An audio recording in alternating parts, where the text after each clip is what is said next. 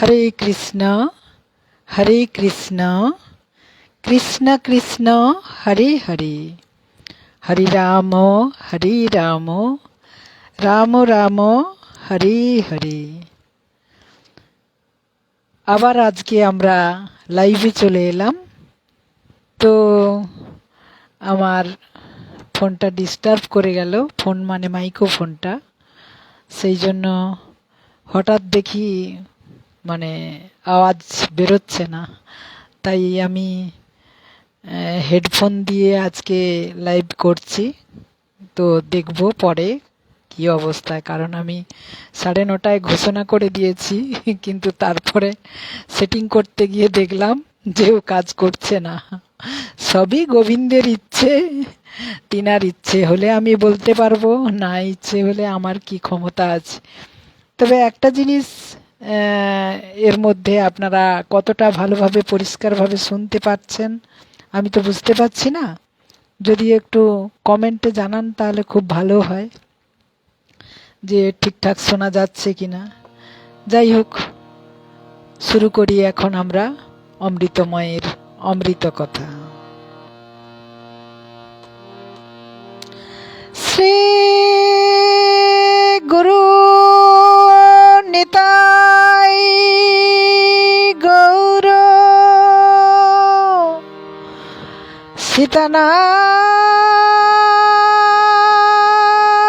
সীতানাথ প্রেমানন্দে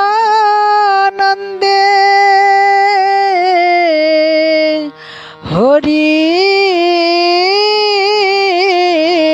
বল, হরি বল। জয় শ্রী রাধে, জয় শ্রী রাধে, জয় শ্রী রাধে।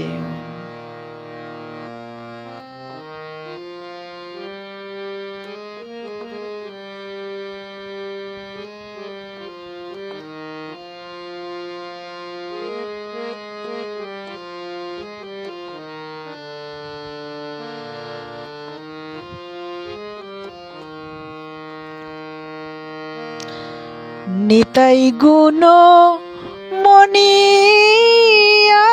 আমার, নিতাই গুণ মনি আনিল প্রেমের বন্যা, ভাসালো অবনী। নিতাই গুণমণি আমার, নিতাই গুণমণি আনিল প্রেমের বন্যা, ভাসালো অবনী। প্রেমের বন্যা লইয়া নিতাই আইল গৌড় দেশে, প্রেমের বন্যা লইয়া নিতাই আইল গৌড় দেশে। ডুবিল ভকত গণ দিনহীন ভাসে, দিনহীন পতিত পামর নাহিন আর নাহি বাছে। ব্রহ্মার দুর্লভ প্রেম সবাকারে যাচে।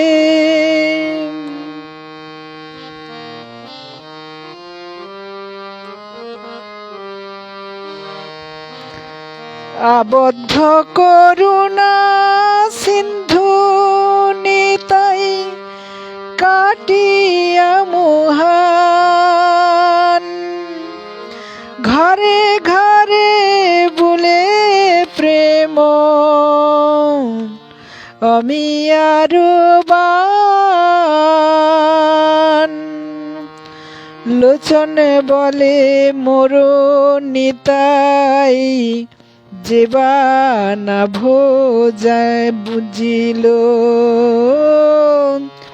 লোচন বলে মোর নিতাই, যেবা না ভজিল। জানিয়া শুনিয়া সে জীব আত্মঘাতী হইল। লোচন বলে মোর নিতাই, যে না ভজিল। জানিয়া শুনিয়া সে জীব আত্মঘাতী হইল। নিতাই গুণ মনি আমার, নিতাই গুণ মনি। আনিল প্রেমের বন্যা, ভাসালো অবনী। আনিল প্রেমের বন্যা, ভাসালো অবনী। আনিল প্রেমের বন্যা, ভাসালো অবনী।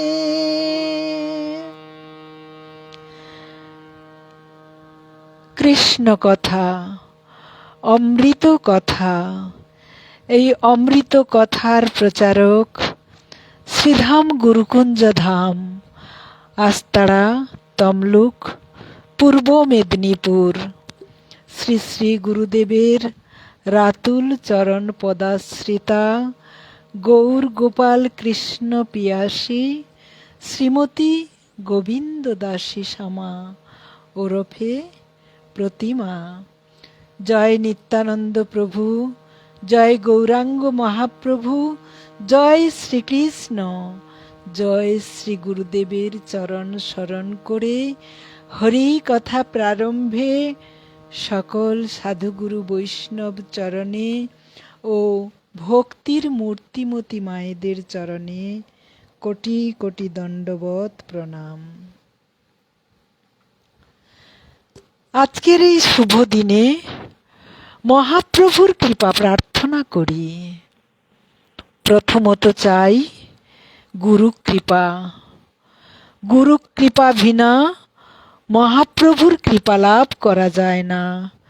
আবার মহাপ্রভু কৃপা না করলে, নিত্যানন্দ প্রভু ও মহাপ্রভু কৃপা না করলে গোবিন্দ মেলে না বা গৌর গোপাল কথা আলোচনা করা যায় না।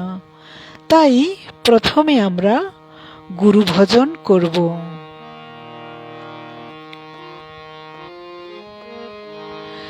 ও মন গুরু ভজ রে,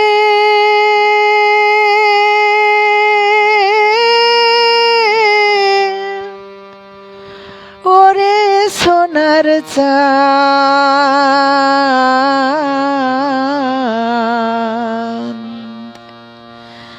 দিল দড়িয়াই উঠলে তুফান, কে দিবে আসান। ও মন গুরু ভজ রে, ও মন গুরু ভজ রে, ওরে সোনার চাঁদ। দিল দড়িয়াই উঠলে তুফান, কে দিবে আসান। ও মন গুরু ভজ রে।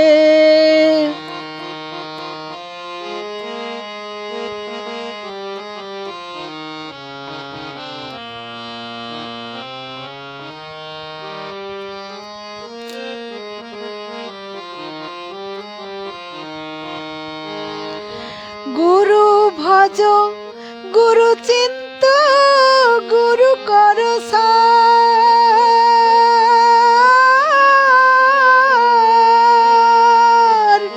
গুরু ভজ, গুরু চিন্ত, গুরু কর সার, ও মন গুরু কর সার। গুরু বিনে এ ভুবনে, গুরু বিনে এ ভুবনে, গুরু বিনে এ ভুবনে বন্ধু নাই রে আর। ও মন গুরু ভজ রে, ও মন গুরু ভজ রে।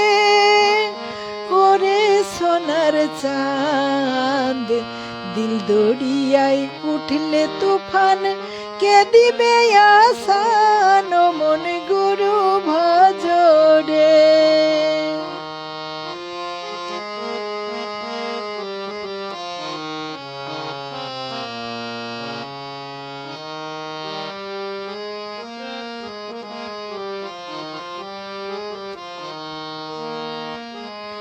ভাই বলো বন্ধু বলো, কেউ তো কারো নয়।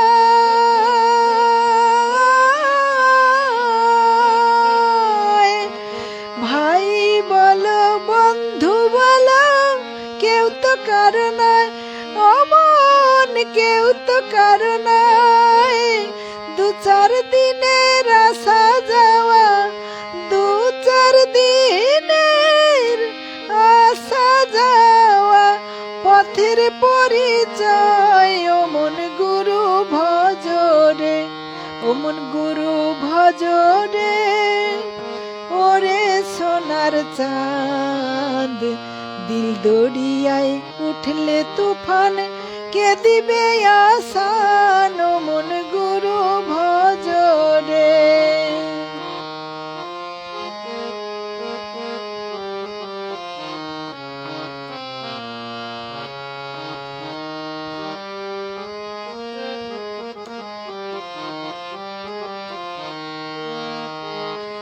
এই দেহ দরিয়ার মাঝে যতই কর খেলা, ও মন কতই কর খেলা। পিছন পানে চেয়ে দেখো, পিছন পানে চেয়ে দেখো, ফুরায়ে যায় বেলায়। ও মন গুরু ভজ রে, ও মন গুরু ভজ রে। ওরে সোনার চাঁদ, দিল দরিয়ায় উঠলে তুফান, কে দিবে আসান। ও মন গুরু ভজ রে, ও মন গুরু ভজ রে, ও মন গুরু ভজ রে।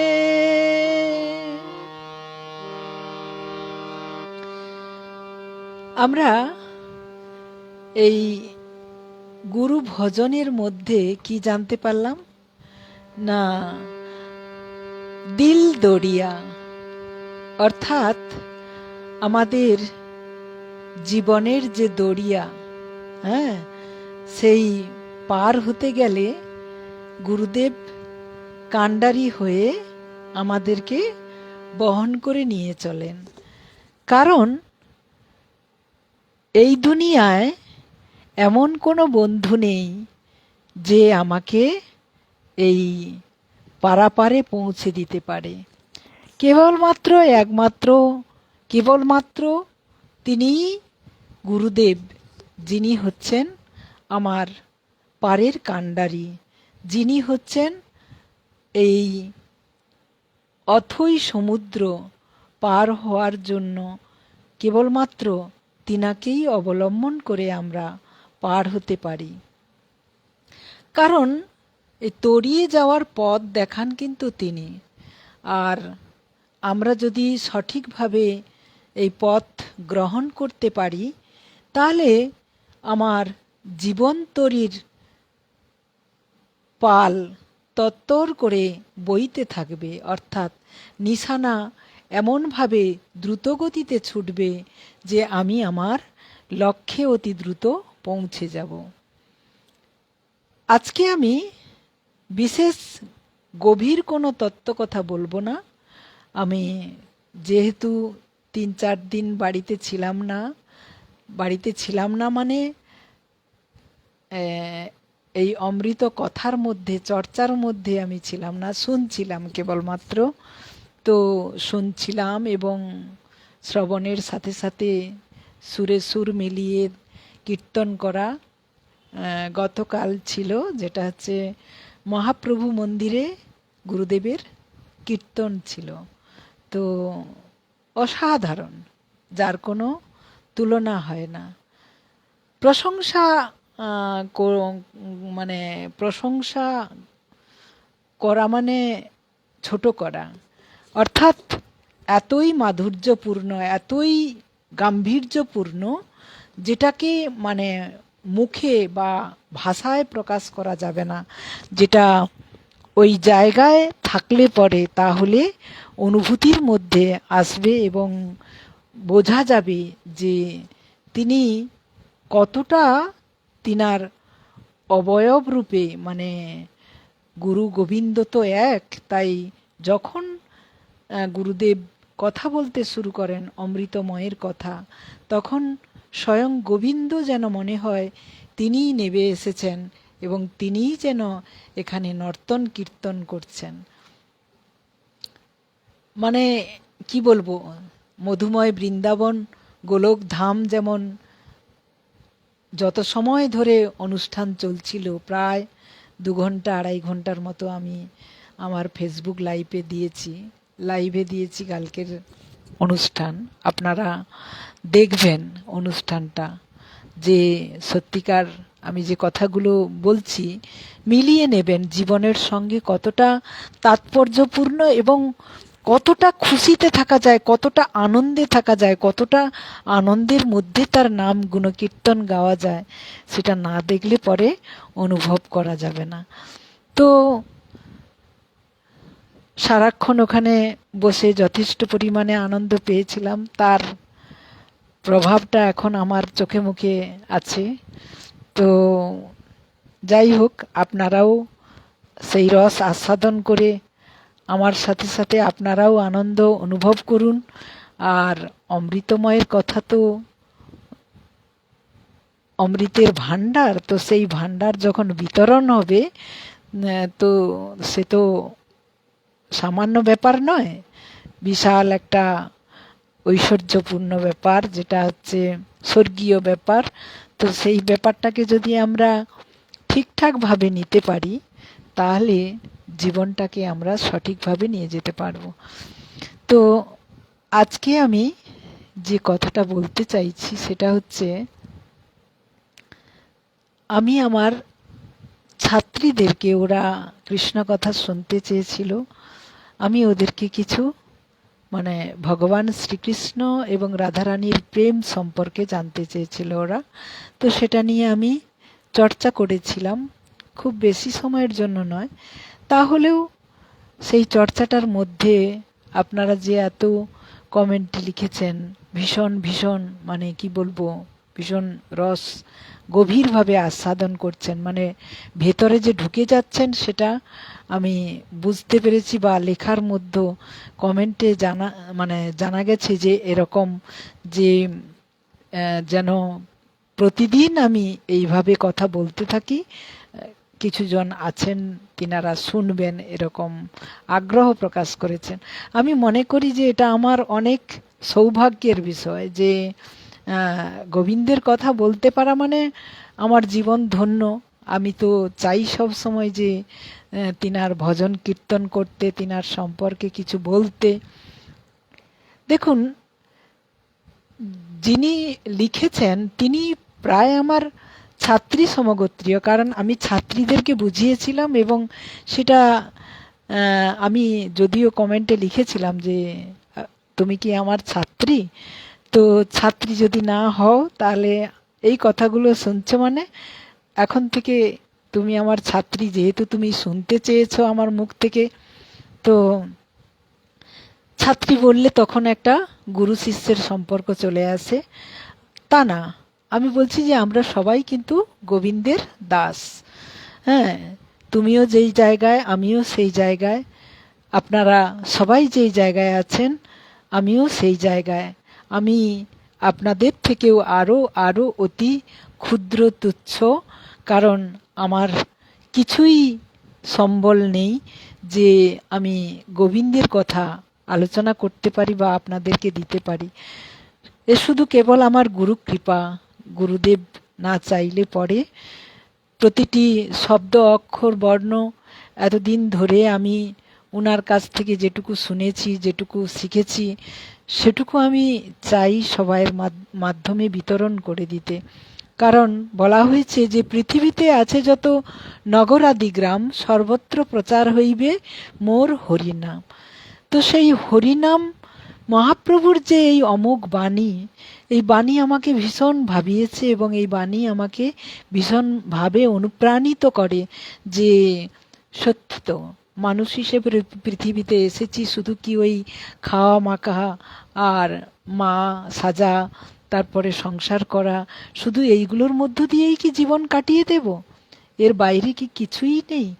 হ্যাঁ, তো সমাজের যখন সাধারণ শ্রেণীর বাচ্চাদের মধ্যে পড়াতে গিয়ে যখন ক্লাসের মধ্যে যখন দেখি এদের পতন কতখানি, যে পতন বললেও শুধু ভুল হবে, যে অধঃপতন অর্থাৎ নিম্নগামী, যে চিন্তা ভাবনাগুলো কিভাবে নিম্নগামী সেটাকে মানে প্রতি ক্ষণে অনুভব করে, আগে কিন্তু এতটা মনে হতো না, বিশেষ করে দাগ কাটতো, বোঝানোর চেষ্টা করতাম, কিন্তু এতটা কষ্ট পেতাম না যে ও করলো না, ও এর উপরেও এমন কথা বলতে পারে। তো এগুলো ভীষণভাবে ভাবাতো। কিন্তু এখন দেখছি যে না, এইটাকে নিয়ে যদি আমি ভেবে বসে থাকি যে ওদের পরিবর্তন এমনি এমনি হয়ে যাবে, তাহলে কিন্তু কখনোই সম্ভব নয়। তো এরকম আমার কয়েকজন ছাত্রী আছে, ছাত্রী কেন, ছাত্রও বলবো, এমনকি তারা অন্য জাতিরও হতে পারে, আমাদের হিন্দু সনাতনী ধর্ম নাও হতে পারে, কিন্তু আমি নাম উল্লেখ করতে চাইছি না। আপনারা দেখবেন ওরা লাইভে আসে, হ্যাঁ, ওরা শুনতে থাকে। তো আমার এটা ভীষণ ভালো লাগে যে এরা আলাদা সম্প্রদায়ের হয়েও কিন্তু আমার মুখ থেকে কথাগুলো শুনছে। তো শুধু আমার ছাত্রছাত্রী কেন, বহিরাগতও এরকম অনেকেই আছে যারা আমার লাইভে আসেন, শুনেন। তো এটা সবার জন্য, এখানে কোনো ধর্ম বা জাতি বা সম্প্রদায়ের কোনো গল্পই নেই, কোনো প্রশ্নই নেই। এটা জীবনের ব্যাপার। একটা জীবনকে আমরা কিভাবে পরিচালিত করলে আমরা সঠিক পথে যেতে পারবো, অর্থাৎ জীবনকে চালনার জন্য যে রাস্তা, সেই রাস্তাটা কোন পথে গেলে পরে আমি ঘুরপথে না গিয়ে একদম সোজা পথে গিয়ে আমি আমার গন্তব্যস্থলে পৌঁছতে পারবো, সেটা কিন্তু জানতে হয়। কারণ আমি যদি না জানি, আমি যদি অজ্ঞ হই, যদি আমি কাউকে বলি যে রাস্তায় বেরিয়ে আমি বললাম যে আমি এখান থেকে তমলুক যাব, তো ধরুন আমি ট্যাংরাখালি থেকে তমলুক আসব, তো আমাকে বলে দিল যে ট্যাংরাখালি থেকে তমলুক যাবে, আচ্ছা ঠিক আছে, তুমি আমাকে সে সোজা রাস্তা না দেখিয়ে সে আমাকে এমন একটা ঘুরপথ রাস্তা দিয়ে বলল যে তুমি মানে ভেতরের গলি রাস্তায় ঢুকিয়ে দিল, যে তুমি যাও এই পর্যন্ত, ওখান থেকে আবার ভেতরের গ্রামের রাস্তায় ঢুকে যাবে, গ্রামের রাস্তায় ঢুকে গিয়ে আবার তুমি রোড ধরবে, তাহলে তোমার রাস্তা শর্ট হবে। কিন্তু সেটা করতে গিয়ে দেখা গেল আমি কিন্তু পৌঁছলাম অনেক অনেক পরে, কারণ সঠিক রাস্তাটা আমি এমনভাবে গলির ভেতরে ঢুকে গেলাম যে সঠিক রাস্তাটা আমি চিনতে পারলাম না।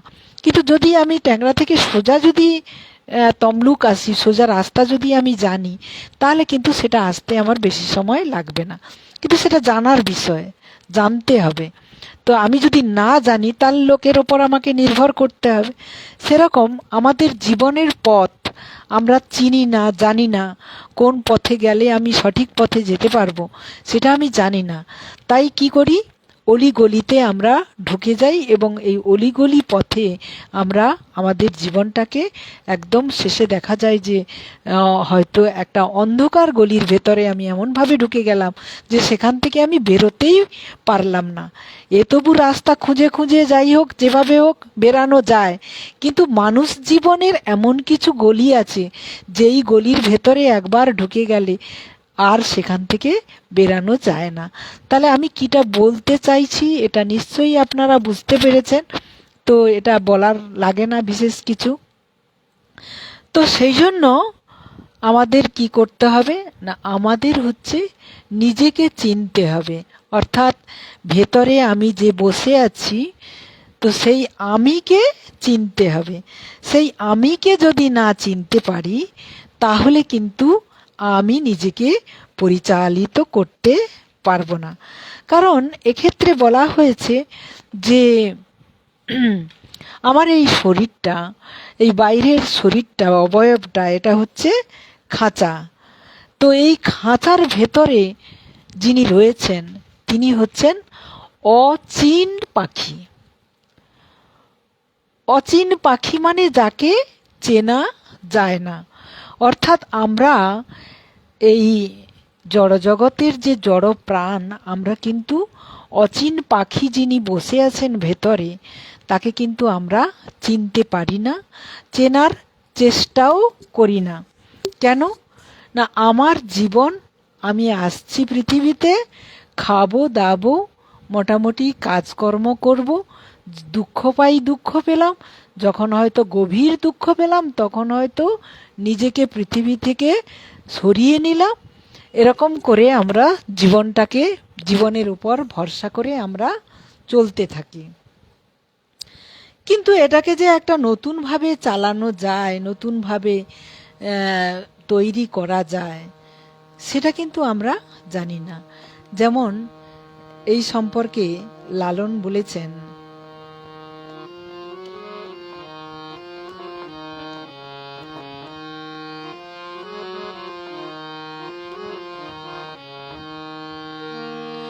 তারে ধরতে পারলে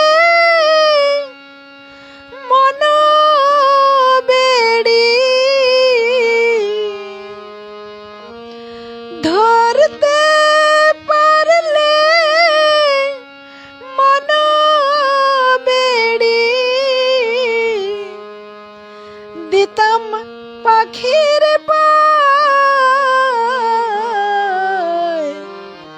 কেমনে আসে যায়, খাঁচার ভিতর অচিন পাখি কেমনে আসে যায়, খাঁচার ভিতর অচিন পাখি।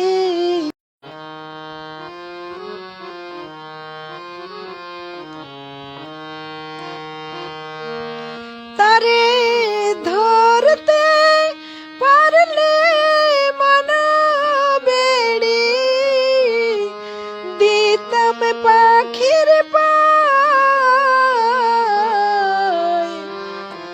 কেমনে আসে যায়। কি বলছে, যদি আমি চিনতে পারতাম বা ধরতে পারতাম তাহলে এমনভাবে তাকে আমি বেড়ি দিয়ে বেঁধে রাখতাম যে কখনো আমাকে ছেড়ে বেরোতে পারত না। অর্থাৎ এই যে মানুষ জীবন আমরা লাভ করেছি, এই দেহটা আমরা, এর ভেতরেই ওই অচিন পাখিকে আমি সব সময়ের জন্য রেখে দিতাম যদি তাকে ধরতে পারতাম। কিন্তু তাকে তো কোনোভাবেই ধরা যায় না, কারণ যত ডাক্তার বৈদ্য যত যেই আসুক না কেন, সেই অচিন পাখিকে আমার ভেতরে আমার শ্রী গোবিন্দ যদি রাখবেন বলে মনে করেন তাহলে তিনি রাখবেন, আর যদি মনে করেন যে সময় ফুরিয়ে গেছে, এবার চলে এসো আমার কাছে, তাহলে তখন কি হবে? তখন কিন্তু আমাকে বেরিয়ে চলে যেতে হবে তিনার কাছে। অর্থাৎ সবাই বলবেন যে তাহলে তো অতি উত্তম, সহজেই তাহলে আমরা তিনার কাছে চলে যাব। তা না, তিনার কাছে আমরা যাব, তিনি যেহেতু পরমাত্মা, আমি জীবাত্মা, জীব আত্মা রূপে তিনার কাছে আমি যাব। কিন্তু সেটা আমি আমার কর্মের গুণে আবার আমি কি জন্ম লাভ করব, কোন জনি প্রাপ্ত হব, সেটা কিন্তু আমার গোবিন্দ জানেন। তাই তিনার কাছে আমাকে নিয়ে নিলেও আমার পাপকর্ম অনুযায়ী বা আমার কর্মফল অনুযায়ী আমি কিন্তু ওই কৃমিকীটও হতে পারি, বা এমন কিছু জনিপ্রাপ্তি লাভ করতে পারি যখন আমার কোনো চেতন শক্তি বলে কিছুই থাকবে না, অর্থাৎ গোবিন্দকে আমার মনে থাকবে না। তাই আমার সাথে সাথে আপনারা বলুন যে এসেছি যখন পৃথিবীতে, তাহলে যেন আমার চেতন শক্তির বৃদ্ধির মাধ্যমে আমি যেন গোবিন্দ চরণ প্রাপ্তি হতে পারি বা গোবিন্দ চরণে থাকতে পারি। তবে এই যে জন্ম মৃত্যুর যে চক্র, এই চক্রে আমরা কিন্তু ঘুরে ফিরে বারবার আসি। আমি বলতে পারবো না আগের জন্মে আমি মানুষ ছিলাম কি কে ছিলাম, আমি বলতে পারবো না। কেন না, তিনি জানেন, যিনি আমাকে সৃষ্টি করেছেন। আমাকে আমার পিতামাতা জন্ম দেননি, ইনারা কেবলমাত্র উপলক্ষ। অর্থাৎ আমরা যা কিছু কর্ম করি না কেন সবই উপলক্ষ। এক্ষেত্রে আমি একটু, যদি আমরা গীতার দিকে চোখ বুলাই, তাহলে সেখানে দেখব যে ভগবান স্বয়ং নিজেই বলেছেন, একদম প্রথম অধ্যায়ে, যেখানে অর্জুন তার সমগ্র আত্মীয় স্বজনকে দেখে দুঃখে ভেঙে পড়েছিলেন, কাতর হয়েছিলেন যে আমি এত বড় পাপ কর্ম করব না, এদেরকে হত্যা করে আমার কি লাভ হবে, তাছাড়া আমার জন্য যুদ্ধ করতে এসে আমার আত্মীয় স্বজনরা মারা যাবে, ওদেরও যারা, তারাও তো সবাই আমার পরিচিত, তো এই যুদ্ধ আমি করব না। তখন গোবিন্দ বোঝালেন যে তুমি যেটা বলছো মৃত্যু, মৃত্যু কাকে বলে?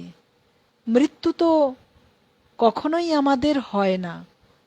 কেন না, যেটা আমরা মৃত্যু বলে দেখি সেটা হচ্ছে আমার এখন যে বয়স, এখন আমরা ক্রমশ বার্ধক্যের দিকে এগোচ্ছি। অর্থাৎ আমার শৈশবের মৃত্যু হয়েছে, আমার যৌবনের মৃত্যু হয়েছে, শৈশবের পর কৈশোরের মৃত্যু হয়েছে, আমার যৌবনের মৃত্যু হয়েছে, এখন আমি কিন্তু বার্ধক্যমুখী। তাহলে আমি তো বেঁচে আছি। মৃত্যু মানে অতীত, মৃত মানে অতীত, তার মানে যেটা চলে গেছে। তাহলে যেটাকে বলা হচ্ছে ভূতকাল, তাহলে সেই ভূতকালটা আমার জীবনে, আমার শৈশবও ছিল, আমার মানে শিশুকাল ছিল, বাল্যকাল ছিল, তারপরে যৌবনও ছিল, কিন্তু সেগুলোর মৃত্যু হয়ে গেছে। আমি ক্রমশ ধাপে ধাপে বার্ধক্যের দিকে এগোচ্ছি। তাহলে তাই যদি হয়, তাহলে আমার ভেতরে কিন্তু তিনি আছেন বলে আমি এত দূর পর্যন্ত আসতে পেরেছি। অনুরূপভাবে আমার দেহটা যখন এই খাসটাকে পরিবর্তন করবে, তখন এই খাসটার কেবল মৃত্যু হবে, কারণ এটা জড় শরীর, এ নড়বড়ে হয়ে গেলে এর মৃত্যু হবে। তাই একে ছেড়ে দিয়ে যখন আমরা পাখিকে কি করি, যখন খাঁচা নড়বড়ে হয়ে যায়, পাখিকে তখন আবার নতুন খাঁচায় তাকে ট্রান্সফার করি। তো এখানেও ঠিক এই পুরনো খাঁচা পরিবর্তন করে আমার গোবিন্দ পাখিটিকে কাছে নিয়ে নেন, আবার সেই পাখিটিকে তার কর্মফল অনুযায়ী তাকে সঠিক জায়গায় প্রয়োগ করেন। অর্থাৎ যার ব্যবহারিক বৈশিষ্ট্য যেমন হয়, যে জীবনে যার ব্যবহারিক বৈশিষ্ট্য যেমন হয়, পরবর্তী জীবনটা কিন্তু সে সেই প্রাপ্তি লাভটাই করে। কারণ কিছু কিছু শিশু শৈশব অবস্থাতেই এমন কিছু ক্রিয়াকলাপ দেখায় যেটাতে আমরা আশ্চর্য হয়ে যাই যে কি করে এর দ্বারা সম্ভব হচ্ছে। আসলে ওটাই ছিল তার পূর্বজন্মের বৈশিষ্ট্য, যেটা তার চেতনার মধ্যে অচেতন অবস্থায় রয়ে গেছে। অচেতন এই কারণে যে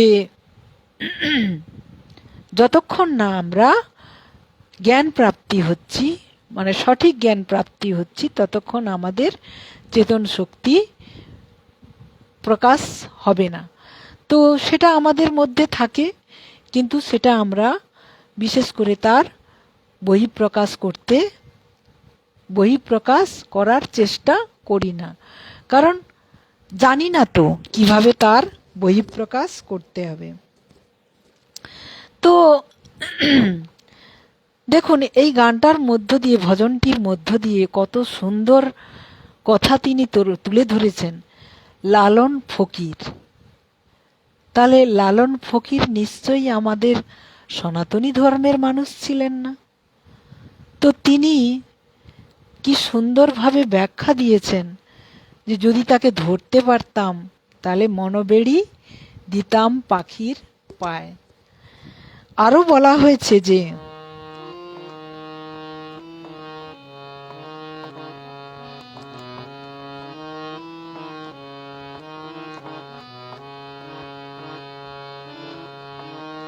খাঁচার ভিতর অচিন পাখি কেমনে আসে যায়, তারে ধরতে পারলে মনোবেড়ি দিতাম পাখির পায়, কেমনে আসে যায়। আট কুঠুরি নয় দরজা আটা, মধ্যে মধ্যে ঝারকা কাটা, তার উপরে সাদর কোঠা, পাইনা মহলতা, কেমনে আসে যায়। অর্থাৎ আমাদের শরীরের ভেতরে যত রকম কলকবজা আছে সেগুলোর কিন্তু আমরা মেরামতি করতে পারি, ঠিক ঘরের মতো।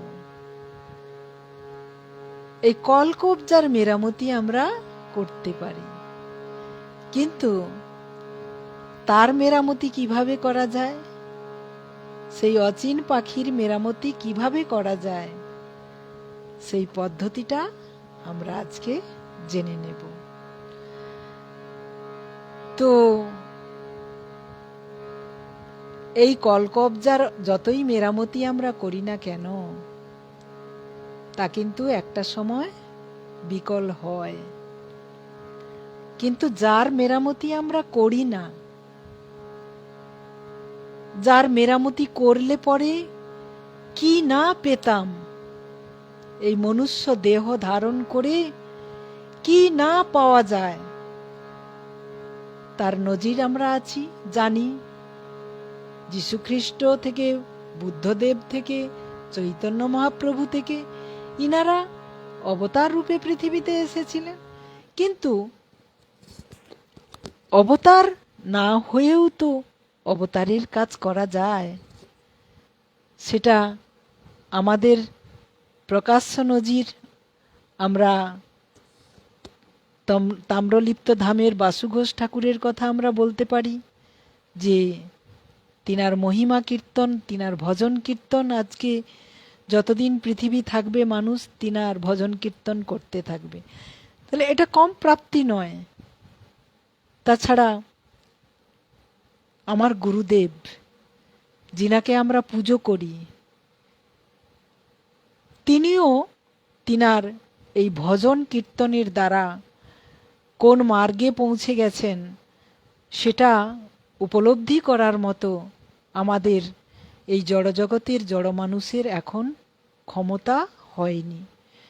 যেদিন আমরা ওনাকে উপলব্ধি করতে পারবো, সেদিন আমি বুঝতে পারবো যে বিন্দুমাত্র আমার মধ্যে চেতনা শক্তি এসেছে, যেটা আমি ওনাকে চিনতে পেরেছি যে উনি কে, বা উনি কিভাবে আস্তে আস্তে করে কোন পর্যায়ে উনি পৌঁছেছেন। তো দেখুন, প্রত্যেকেই কিন্তু মানুষ। মানুষ হিসেবে আমরা পৃথিবীতে এসেছি, কিন্তু কর্মের দ্বারা মানুষ মহান হয়। পৃথিবীতে যত মহান ব্যক্তি আছেন, আমরা যদি তাদের দিকে দৃষ্টি দিই তাহলে বুঝতে পারবো যে তিনারা কোন পর্যায়ে গিয়েছিলেন। আমরা শুধু তিনাদের কথা, মহাপুরুষদের কথা আমরা শুধু কেবলমাত্র পাঠ্যপুস্তকে পড়াশোনা করি এবং সেটা পরীক্ষার খাতায় উগরে দিই, দিয়ে কে কত বেশি নম্বর পেতে পারি তারই কম্পিটিশান করি। কিন্তু বাস্তবে কি আমরা ভেবে দেখি যে এই জীবনীগুলো সঙ্গে আমার জীবনের মিল কোথায় নেই? মেলাতে কি আমি পারি? মেলালে কি আমি পৌঁছতে পারি? যদি এই চিন্তা ভাবনাগুলো আমার মনের মধ্যে এসে যায়, তাহলে কিন্তু আমি আস্তে আস্তে করে কিন্তু বলছেন মহাজন গতস্য পন্থা, মহৎ ব্যক্তিগণ যে পথে গেছেন সেই পথ অনুসরণ করার কথা বলা হয়েছে। তো এটার দ্বারা আপনারা বলবেন তাহলে তো সংসার পরিত্যাগ করতে হয়। সবাই কিন্তু সংসার পরিত্যাগ করেননি। সংসারের থেকেও কিন্তু ভজনের মাধ্যমে তিনাকে, আমার স্বয়ং গোবিন্দকে পাওয়া যায়, লাভ করা যায়। সংসারের মধ্য থেকেই সেই প্রাপ্তিটা কিন্তু অনেক সুখদায়ক হয়। কারণ সংসার পরিত্যাগ করে যখন কেউ এই গোবিন্দ প্রাপ্তির জন্য ভজন কীর্তনের চিন্তা ভাবনা করে বনে জঙ্গলে কিংবা বৃন্দাবনে গিয়ে যখন বসবাস করবেন, তখন কিন্তু তিনার মার্গ যদি উচ্চ লেভেলের হয়, যেখানে কোনো রকম তিনাকে এই জড় শরীরের যে মায়া মমতা মোহ ষড়রিপুর যে তাণ্ডব, এগুলো থেকে, অর্থাৎ যতক্ষণ না তিনি বৈরাগ্য ধারণ করতে পারবেন ততক্ষণ কিন্তু তিনি সংসার থেকে বেরিয়ে গিয়ে বাইরে গিয়ে শান্তি পাবেন না। হয়তো সেখানে গিয়ে আবার নতুন করে সংসার পেতে ফেলবেন। কারণ আমার গোবিন্দ কত রকম পরীক্ষা নেন, পরীক্ষার কোনো শেষ নেই। পরীক্ষা দিতে দিতে আমাদের পরীক্ষা দিতে দিতে আমরা, বাহ, ধন্যবাদ অসংখ্য। আপনার মতো ব্যক্তিত্ব যে আমার কৃষ্ণ কথা শোনার জন্য আমার লাইভে এসেছেন, আমি এর জন্য আপনাকে কোটি কোটি নমন জানাই। আমার গোবিন্দ আপনাদের কৃপা করুন, আপনারা জীবনের সঠিক মানেটা বুঝুন। হয়তো আপনারা, কারণ আমরা যেখানে শিক্ষক হিসেবে নিজেদেরকে বড়াই করি, সেখানে সেই অহংবোধটা আমাদের মধ্যে ভীষণভাবে কাজ করে। সেই জন্য আমরা সাধুগুরু বৈষ্ণবের কাছে যেতে দ্বিধাবোধ করি, নিজেকে ছোট বলে মনে হয়। কিন্তু কেউ যদি একবার ওই জায়গায় গিয়ে নিজেকে চেনার চেষ্টা করেন, তাহলে কিন্তু কোন জায়গায় তিনি পৌঁছাবেন তিনি অনুভব করতে পারবেন না। শুনতে থাকুন অমৃতময়ের অমৃত কথা। আমি চাই আপনারা সবাই আসুন আমার এই কথাগুলো শুনতে থাকুন এবং জীবনের সঙ্গে মিলিয়ে মিলিয়ে নেন এর বাস্তবতা কতখানি। আমরা প্রকৃতপক্ষে কতটা মানে কি বলবো অন্ধের মতো জীবনটাকে চালাচ্ছি। আমরা জানি না, বুঝি না, বোঝার চেষ্টাও করি না, যার জন্য আমাদের মনে হয় যে আমাদের এই সংসারের মধ্য যে জীবন সেটাই হচ্ছে স্বর্গ।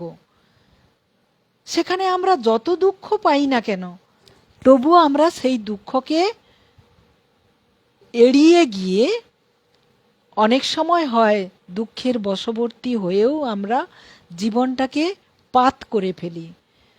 সারা জীবন সংসারের জন্য অনেক কিছু করলাম, কিন্তু আমার জীবনে শান্তি আমি খুঁজে পেলাম না। শান্তি আমি খুঁজে পেলাম না এই কারণে আমি আমাকে চিনলাম না বলেই এই জন্য কিন্তু আমার জীবনে শান্তি নেই। যদি আমি মনে করি যে আমার জীবনে যা কিছু ঘটছে এটা আমার দ্বারা হচ্ছে না, আমরা কেবলমাত্র উপলক্ষ, তো আমার জীবনে এমনটা ঘটার কথা ছিল তাই এমনভাবে হচ্ছে, তাহলে এটা যদি আমি মনে করে থাকি তাহলে কিন্তু আমি অনেক অনেক বড় মনের পরিচয় দিতে পারবো এবং তাহলে সংসারে কারোর সঙ্গে কিন্তু আমার কোনো গণ্ডগোল হবে না।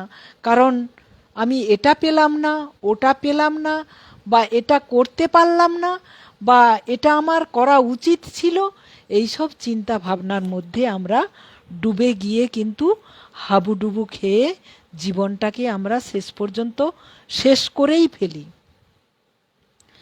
আমি খাওয়া দাওয়ার কথা বলছি না, যে খাওয়া দাওয়া নিয়ম শৃঙ্খলা ইত্যাদির মধ্য দিয়ে আমাদেরকে যেতেই হবে, সেটা পরে আসছে। আগে হচ্ছে আমাকে সৎ হতে হবে, সৎ চিন্তা ভাবনাগুলো আমার মধ্যে নিয়ে আসতে হবে এবং আমি যখনই সৎ চিন্তা ভাবনা বা সচ্চিদানন্দের কথা ভাবব তখন কিন্তু আমার জীবনটা একটা অন্য মার্গে চলতে থাকবে। তো এই মার্গটা কিন্তু খুব কঠিন, খুব জটিল। আমি এই 2 বছরের মধ্যে এই জীবনে প্রবেশ করে আমি অনুভব করেছি যে এখানে পেছনে লাগার মানুষের অভাব কিন্তু নেই। অর্থাৎ তোমার ভালোটা কিন্তু তোমাকে কেউ সহ্য করতে পারবে না। তুমি ভালো চাইছো তোমার নিজের, তুমি কিন্তু অপরকে লাগাতে চাইছো না, তুমি নিজের ভালো চাইছো এবং নিজের যখন ভালো হচ্ছে বুঝতে পারছো সেটা আরও 10 জনের ভালো হোক, সেই বিষয়টা তুমি কিন্তু তুলে ধরতে চাইছো। সেটা কিন্তু অন্যের চোখে দৃষ্টিকটু লাগছে, কারণ সে মূঢ় জানে না যে আমি তো চিনি না নিজেকে, তাহলে ও যেটা বলছে ওর পথে ও যাচ্ছে, ও যাক না, আমি কেন ওর পেছনে লাগতে যাব? আমি যেহেতু ওকে চিনি না তাহলে আমি ওর পেছনে লাগতে যাব কেন? আমি আমার কর্মটা করি না, আমি আমার সমালোচনাটা করি না, অপরের সমালোচনা করে আমি নিজেকে কেন অত ছোট করব? আর এর মধ্যে কি আছে, ওই যে বলা হয়েছে না, আচার্য জগদীশচন্দ্র বসু বলেছিলেন উদ্ভিদের প্রাণ আছে। বারবার আমি এই একটি কথা বলি, কারণ এটার মধ্য দিয়ে আমাদের প্রমাণ করা হয় যে রিসার্চ করলে সৃষ্টিকর্তা কত যুগ যুগ আগে, কত যুগ চলে গেল, আমরা কলিযুগে এসে অবস্থান করছি, সত্য ত্রেতা দাপর পেরিয়ে কলিযুগে এসে আমরা অবস্থান করছি। তাহলে তিনি কবে সৃষ্টি করেছেন? আর আমি কলিযুগের মানুষ, যেখানে মানে পাপ 3 পদ, পাপ, অধর্ম আর 1 পদ হচ্ছে ধর্ম। তাও এখন বলবো যদি 1 পদও থাকতো তাও কিছু মানুষ পাওয়া যেত যারা হচ্ছে ধর্মের পথ অবলম্বন করত। 1 পদ বললে তো অনেক বিশাল বোঝায়, 1 পদও কিন্তু নেই। মনে হয় যে ৯০-৯৫% কিন্তু পাপে পূর্ণ। যেটুকু আছে সেটুকু সাধুগুরু বৈষ্ণবরা ধরে রেখেছেন বলে কিন্তু আজ আমাদের স্থিতা অবস্থায় আছে। এত কিছু হয়ে যাওয়া সত্ত্বেও কিন্তু পৃথিবী টিকে আছে। সত্যযুগ জানি না, ত্রেতাযুগ জানি না, দাপর যুগ জানি না, ওগুলো মনে হয় আমাদের এই কলিযুগের মানুষদের মনে হয় ওগুলো লেখকরা কেবল তাদের চিন্তা ভাবনায় ওগুলোকে কেবলমাত্র বর্ণনা দিয়েছেন। রামায়ণকে বলছি ওটা তার চিন্তা ভাবনার বর্ণনা, রাম বলে কেউ ছিল না। আচ্ছা, এদিকে শ্রীকৃষ্ণকেও আমরা ওইভাবে তুচ্ছ তাচ্ছিল্য করছি, সে তো অপরের বউকে নিয়ে টানাটানি করেছে। মানে যেগুলো কানে আসে, মানে এত জঘন্য কথাবার্তা যেগুলোর কোনো ভাবি আমরা কি প্রকৃত মানুষ? আমাদের কি মান সম্পর্কে হুঁশ আছে? আসল মান হুঁশ, আমি যে পরমেশ্বর পরম ঈশ্বরের সন্তান, এই মানটা সম্পর্কে আমার হুঁশ নেই। তাই আমি এই কলিযুগের মানুষ, জড় প্রাণ প্রাপ্ত, জড় শরীর প্রাপ্ত, তাই জন্য আমি নিজেকে চিনতে পারি না, আমার হুঁশ নেই বলেই কিন্তু আমার প্রবৃত্তির সঙ্গে অপরের প্রবৃত্তিকে মিলিয়ে ফেলি। অর্থাৎ আমার চিন্তাভাবনাগুলো নিম্নমুখী, নিম্নগামী। তাই আমি ওই মহৎ ব্যক্তিত্ব যিনারা যুগে যুগে অবতার রূপে এসে পৃথিবীর মানুষকে বোঝাতে চেয়েছেন কিভাবে আমরা জীবন ধারণ করব, কিভাবে আমরা চলব, আমরা কিন্তু তা নেওয়ার চেষ্টা করছি না। অপুরন্ত আমরা তাদের বিরুদ্ধে যত রকম মন্তব্য করা যায় করছি। যার যেটা ভালো লাগবে করবে। কিন্তু একটা কথা আমি সর্বোপরি বলবো, যে মহাপ্রভু যিনি হচ্ছেন রাম অবতার, কৃষ্ণ অবতার, রাম অবতারে আমরা দেখেছি সীতামা, রামচন্দ্র আলাদা আলাদা রূপে এসেছিলেন পৃথিবীতে, আর কৃষ্ণ অবতারে ভগবান শ্রীকৃষ্ণ রাধারানী প্রেম বিতরণের জন্য এসেছিলেন আলাদা আলাদা দেহ ধারণ করে। কিন্তু কলিযুগে তিনি এলেন কি, যে রাধা কৃষ্ণের মিলিত তনুরূপে তিনি পৃথিবীতে এলেন, যে বহিরঙ্গ রাধা আর অন্তরঙ্গে থাকবে ভগবান শ্রীকৃষ্ণ। তাই তো চৈতন্যদেব তার শরীরের অবয়ব, রং সবকিছু রাধারানীর তপ্ত কাঞ্চন রং, গৌরাঙ্গ সুন্দর, অর্থাৎ তপ্ত কাঞ্চন গৌরাঙ্গীর মতো রূপ ধারণ করে তিনি রাধা ভাব নিয়ে ভেতরে যিনি বসে আছেন গোবিন্দ, তিনাকে তিনি খুঁজে বেড়াচ্ছেন হা কৃষ্ণ করে। অর্থাৎ তিনি এটা বোঝাতে চেয়েছেন, ওরে কলি হত মানুষ, তোরা কলির মায়াতে আহত হয়ে পড়ে আছিস, ৯৯% অন্ধ হয়ে হাবুডুবু খাচ্ছিস, জেগে ওঠ। তাই তিনি এই অল্প সময়ের মধ্যে কিভাবে আমরা তরিয়ে যেতে পারি তার জন্য পথ দেখালেন কি, যে হরিনাম সবসময় করতে থাকো।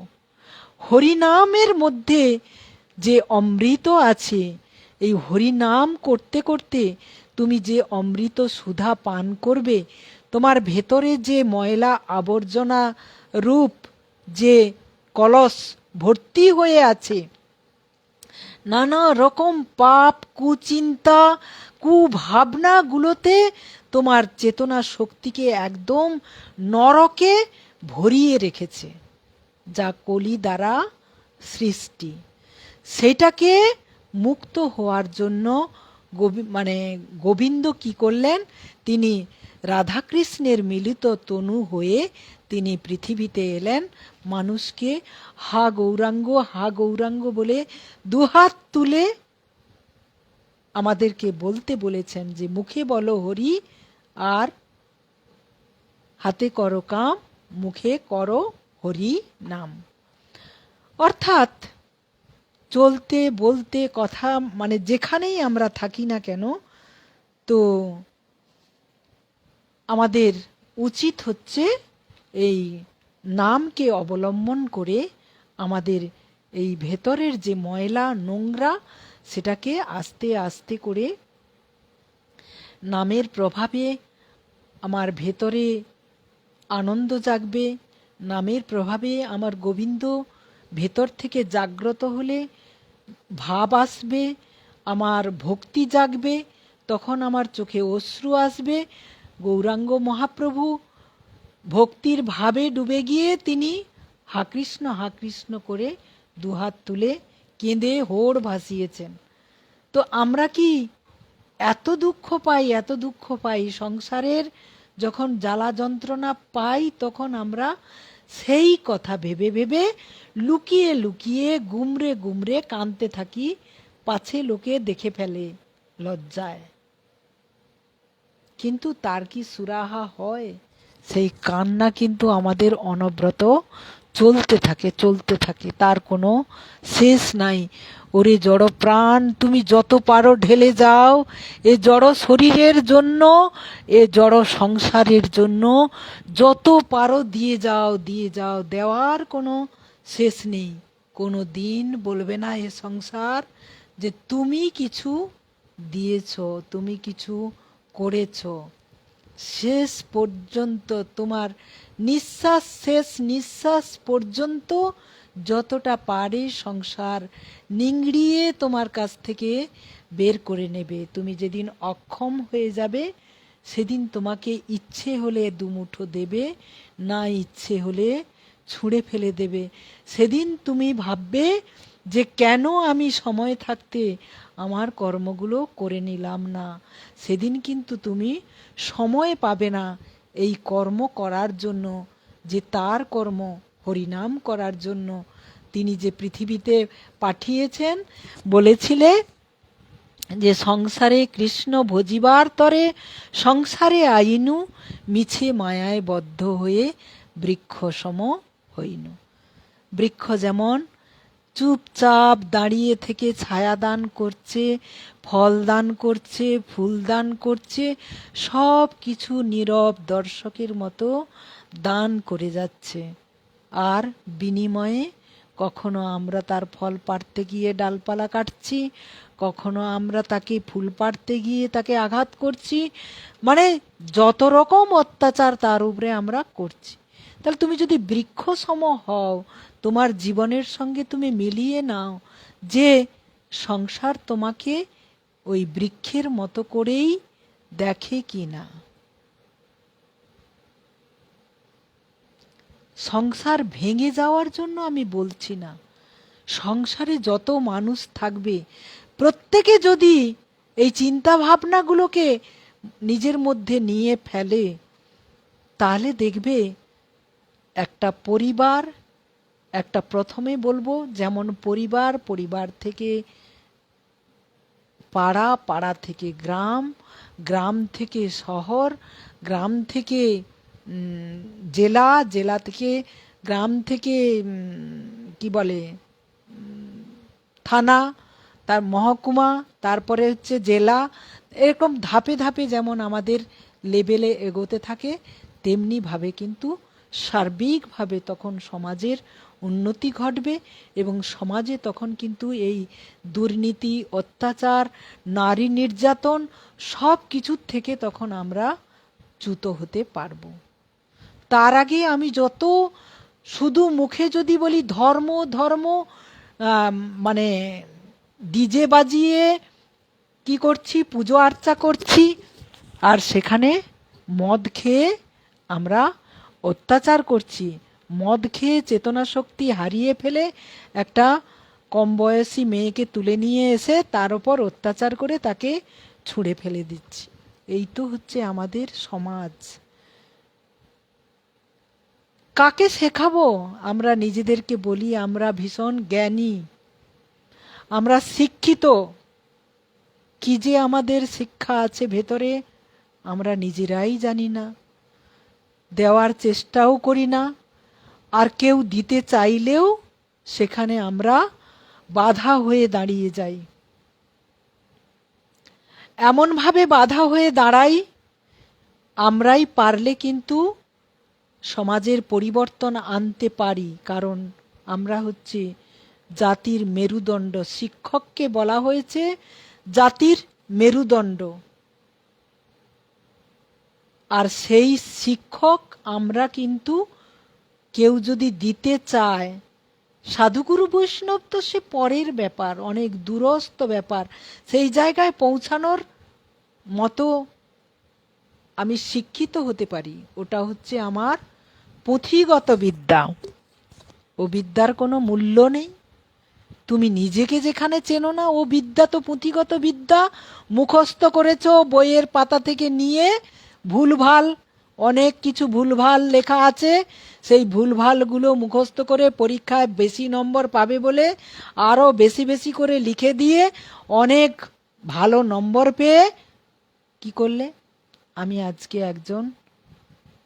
আজকে আমি একজন মেডিকেলের ছাত্র, আমি অনেক অনেক ভালো নম্বর পেয়ে অনেক পড়াশোনা করে, কোথা থেকে কি পড়েছ? পুঁথি থেকে, পুঁথি নয় বই থেকে। পুঁথি সেটাকে বলবো যার মধ্যে সত্য থাকে, যার মধ্যে সত্য থাকে, আর যে সত্যকে চিনবে সে কখনো নোংরামো করবে না।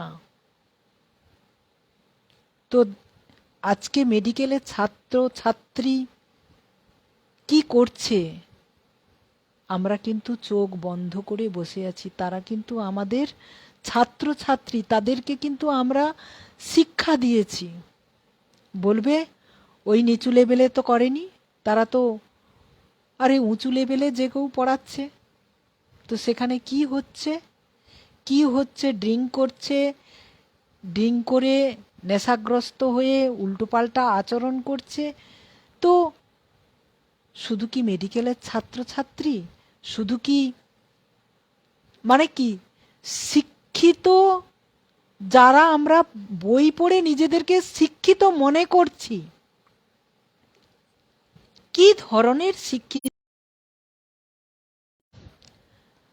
কথাগুলো হয়তো আমার খুব খুব হয়তো খারাপ লাগছে শুনতে, কিন্তু আমি যেটা বলছি বাস্তবতার সঙ্গে শুধু মিলিয়ে যান। বাস্তবতার সঙ্গে মিলিয়ে গেলে তবে কিন্তু বুঝতে পারবেন। তো আমরা অনেক গভীরে চলে গেছি। এখন আমরা আমার গোবিন্দ সম্পর্কে একটা ভজন করি, যেটা একটু রস তো আমাদের আস্বাদন করতে হয়, কেননা এই ভজন কিন্তু আমাদের মধুর রস, মধুর ভজনে থাকে মধুর রস, আর কোনো কিছুতেই কিন্তু এত রস পাওয়া যায় না। হরে কৃষ্ণ, হরে কৃষ্ণ। শুভদীপ বক্সী ভালো আছেন? নিশ্চয়ই, ভালো না থাকলে আমি এত কথা বলতে পারি?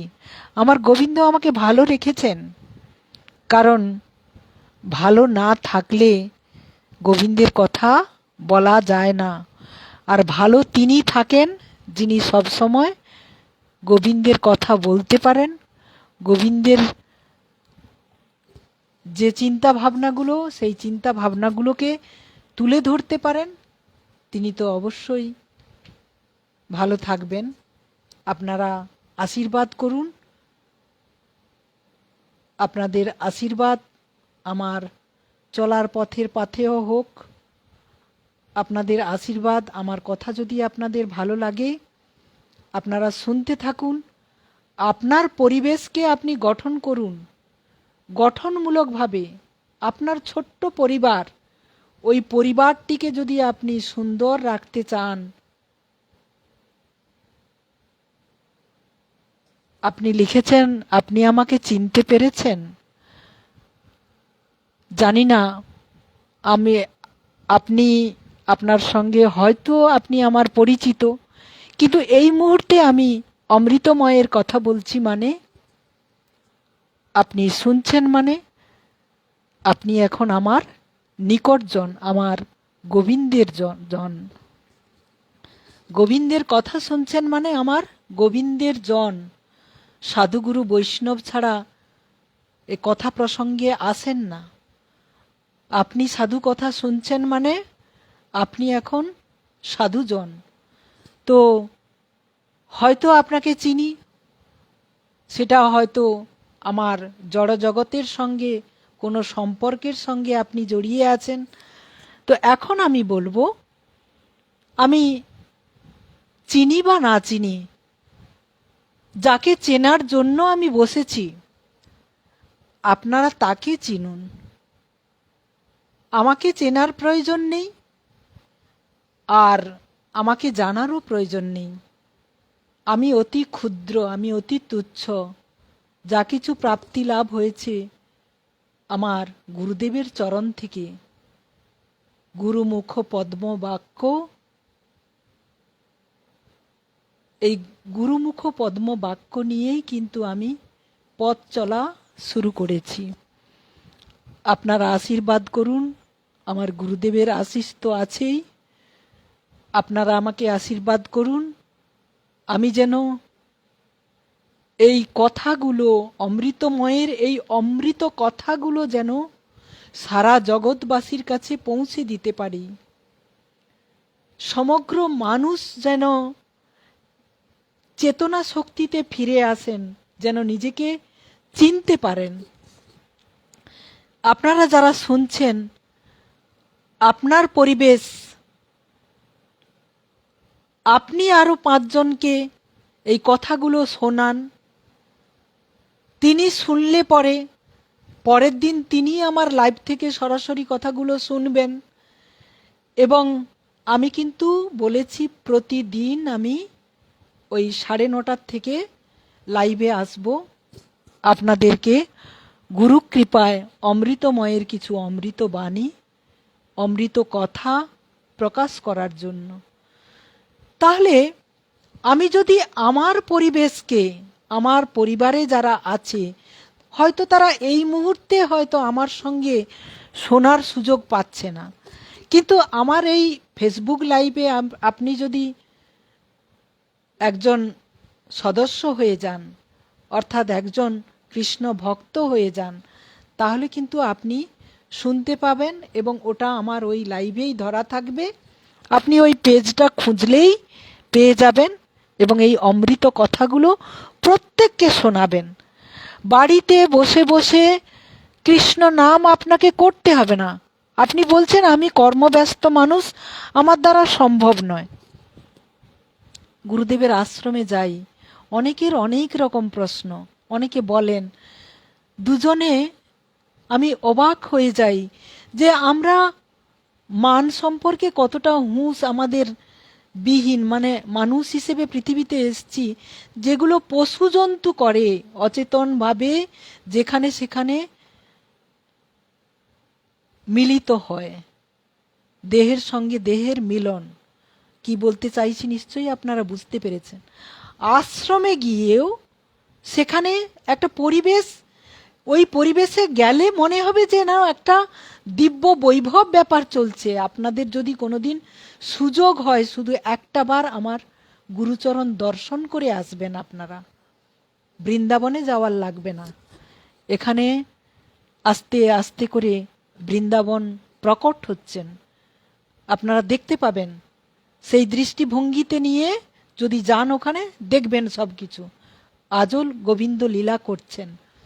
তো সেই জায়গায় বসে বসে আমি 4:30 থেকে 5টা পর্যন্ত নাম কীর্তন হয়, আমি ওই নামটায় চেষ্টা করি যোগ দেওয়ার। তারপরে মন্দির পরিক্রমা হয় 3 বার, মন্দির পরিক্রমা দিলাম। একটি 26-27 বছর বয়স হবে এরকম ছেলে, আর তার সঙ্গে একটি সঙ্গী মেয়ে বসে। গুরুদেবের শান্তি কুঞ্জ বলে লেখা আছে, সেই কুঞ্জে পরিক্রমা দিয়ে আমি জাস্ট গুরু মন্দির প্রণাম করার জন্য আসছি। দেখি দুজনে মানে জড়াজড়ি হয়ে বসে আছে, এমন ভাবে বসে আছে যেটা হচ্ছে আমার দেখতে ভীষণ দৃষ্টিকটু লাগছিল। আমি তখন সঙ্গে সঙ্গে গিয়ে বললাম, দুজনে দুদিকে বসো, এটা আশ্রম, এটা হচ্ছে জড়াজড়ি করার জায়গা নয়। কথাটা আমার রূঢ় হতে পারে, কিন্তু আমি যেটা সত্য আমি প্রকাশই করে দিই। দেখলাম মেয়েটি উঠে গিয়ে বসেছে।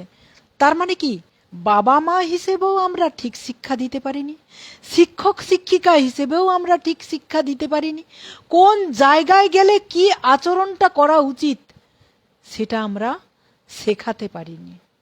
যার জন্য যেখানে সেখানে শৃগাল কুকুরের মতো কিসের আচরণ, এগুলো হচ্ছে পশুর আচরণ। পশু যেমন আচরণ করে, ওরা তো কি বলবো, মানে 25-26 বছর বয়স মানে ফুটন্ত যৌবন। আপনারা ভাবুন তো, এমন কিছু ব্যক্তি আছেন তার উঠার সময় হয়ে গেছে, মানে দেহটা যাকে বলে কুয়ে, মানে গ্রাম্য ভাষায় যেটাকে বলা হয় কুয়ে উঠার সময় হয়ে গেছে, সেও কিন্তু ওই সর্বলোকের সম্মুখে সে কিন্তু। তাহলে বর্তমান যারা পরবর্তী প্রজন্ম, এরা শিখবে কোথা থেকে? আর এই নোংরামোটা আমাদের শিক্ষিত সমাজে বেশি বেশি করে ঘটে। যারা বেশি, আমাদের উচিত প্রত্যেকের সচেতন হওয়া। যদি আমরা সচেতন না হই তাহলে কিন্তু ক্রমশ ক্রমশ কোন পর্যায়ে যাবে যা কল্পনাতীত। আমি বলেছিলাম না, একটা আসলে এই গুরুত্বপূর্ণ কথাগুলোর মধ্যে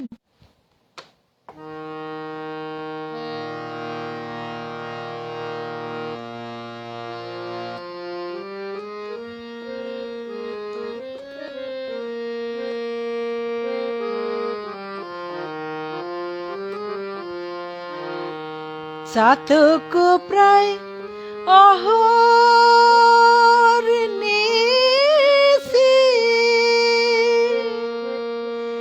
চেয়ে আছে কালো শশী, চাতক ওটা হয় না কপালে গুনে, ওটা হয় না কপালে গুনে, আমার মনের মানুষের সনে, আমার মনের মানুষের সনে মিলন হবে কত দিনে, ও মিলন হবে কত দিনে, আমার মনের মানুষের সনে, আমার মনের মানুষের সনে। বলছে চাতক প্রায় অহর্নিশি। চাতক কোন ধরনের পাখি? এই পাখিকে কি আমরা কোনোদিন চোখে দেখেছি? দেখি না। কেন? দুর্লভ পাখি। দুর্লভ পাখি মানে যাকে সচরাচর দেখা যায় না। আর সাধারণত এই পাখি অন্যান্য পাখির মতো কিন্তু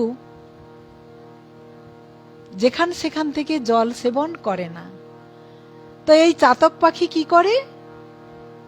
আমরা ছোটবেলায় পড়েছি, চাতক বাড়ি যাচে রে, সে আমাদের বাংলাদেশ, আমাদেরই বাংলা রে। তো এই চাতক বাড়ি যাচ্ছে মানে বৃষ্টি যখন না হয়, প্রচন্ড ফুটিফাটা রোদ, তখন এই চাতক পাখি কিন্তু জল পান করবে বলে ফটিক জল বলে চিৎকার করতে থাকে ঊর্ধ্ব আকাশে। আর যখন আমার গোবিন্দ বৃষ্টি দেন তখন এই চাতক পাখি সেই জল সেবন করে। আমার গোবিন্দকে সেই চাতক পাখির সঙ্গে তুলনা করা হয়েছে। অর্থাৎ চাতক যদি না ওই বৃষ্টির জল পায় তাহলে কিন্তু সে মরে যাবে। আর আমার গোবিন্দ চাতক পাখি সম আমাদের দিকে তাকিয়ে বসে আছেন, কখন আমরা তাকে একটু হা গোবিন্দ বলে ডাকবো, তিনি ছুট্টে এসে আমাদেরকে কোলে তুলে নিবেন। ভাবা যায়, এও কিন্তু লালনের গান, লালনের ভজন।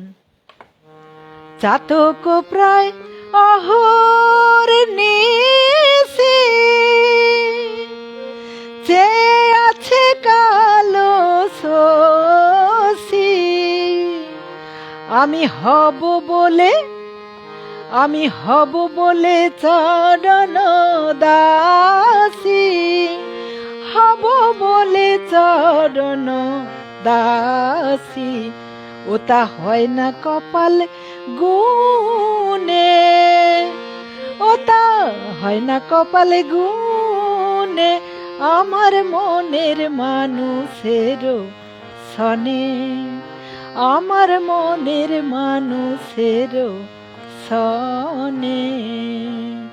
তাহলে সেই মনের মানুষটি যিনি আমার ভেতরে বসে আছেন, চাতক পাখির মতো তাকিয়ে বসে আছেন, কখন আমি তাকে একবার ডাকবো, তিনি আমার ডাকে সাড়া দেওয়ার জন্য অধীর আগ্রহে বসে আছেন। কিন্তু আমি নরাধম একবারও তাকে ডাকলাম না। চোখ বন্ধ করে কাকে ডাকছি? ওরে আয় রে আমার লাল্লা রে, আমার লাল্লি রে, আমার সোনা রে, ইত্যাদি ইত্যাদি কত মিষ্টি সুরে মধুর ভাবে ডাকি। আর আমার যখন সবকিছু ফুরিয়ে যায়, তখন তাকে ডাকি, হে গোবিন্দ আর পারছি না, তুমি এবার আমাকে নিয়ে নাও। কি সঞ্চয় করলাম গোবিন্দকে দেওয়ার জন্য। তিনি আমাদের কত কিছু দিয়েছেন, আর তাকে দেওয়ার মতো আমাদের কিছুই থাকে না। সময়ও আমরা দিতে পারি না বলি আমার কত কাজ।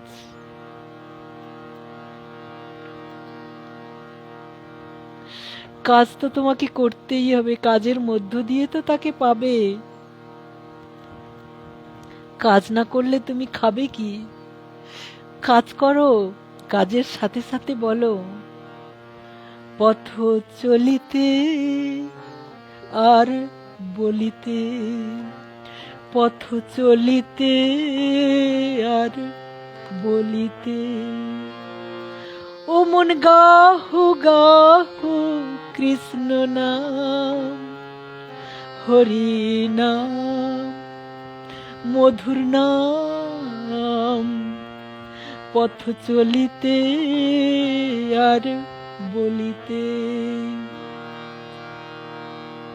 কত কথা বলবো, প্রত্যেকটা ভজনের মধ্যে এত সুন্দর কথা লুকিয়ে আছে, ভাবা যাবে না। পথ চলতে চলতে আমরা তার নাম কীর্তন করব, নাম মনে মনে উচ্চারণ করব, দেখবে ভেতরে কি শান্তি পাচ্ছে, ভেতরটা এত শান্তিতে পূর্ণ হয়ে উঠছে ধীরে ধীরে, যা ভাবা যাবে না। এ জড় সংসার তোমাকে যাই দিক না কেন, কোনোটাই তার সম হবে না। সোনা দানা গহনা গাঠি অলংকার ধন সম্পদ বাড়ি গাড়ি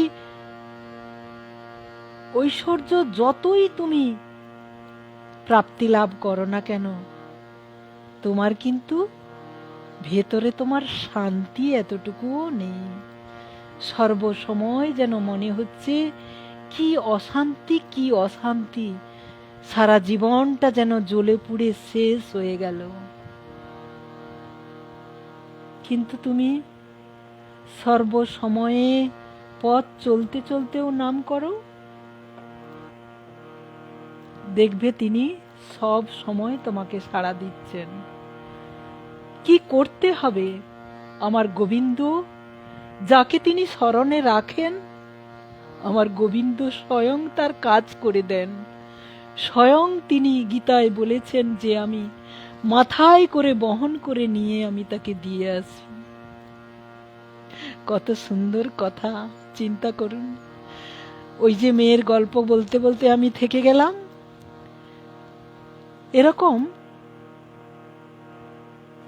ক্লাসে কিছু কৃষ্ণ কথা বলাতে ক্লাসের মেয়েগুলো এত মোহিত হয়ে ওরা আমার কথা শোনে। কৃষ্ণ কথা আমি এমনি বলি না, সিলেবাসের মধ্যে থাকে, তারপরে ওরা শুনতে চায়। আমার কপালে তিলক দেখলে ওরা আমার কৃষ্ণের কথা ওদের স্মরণ হয়।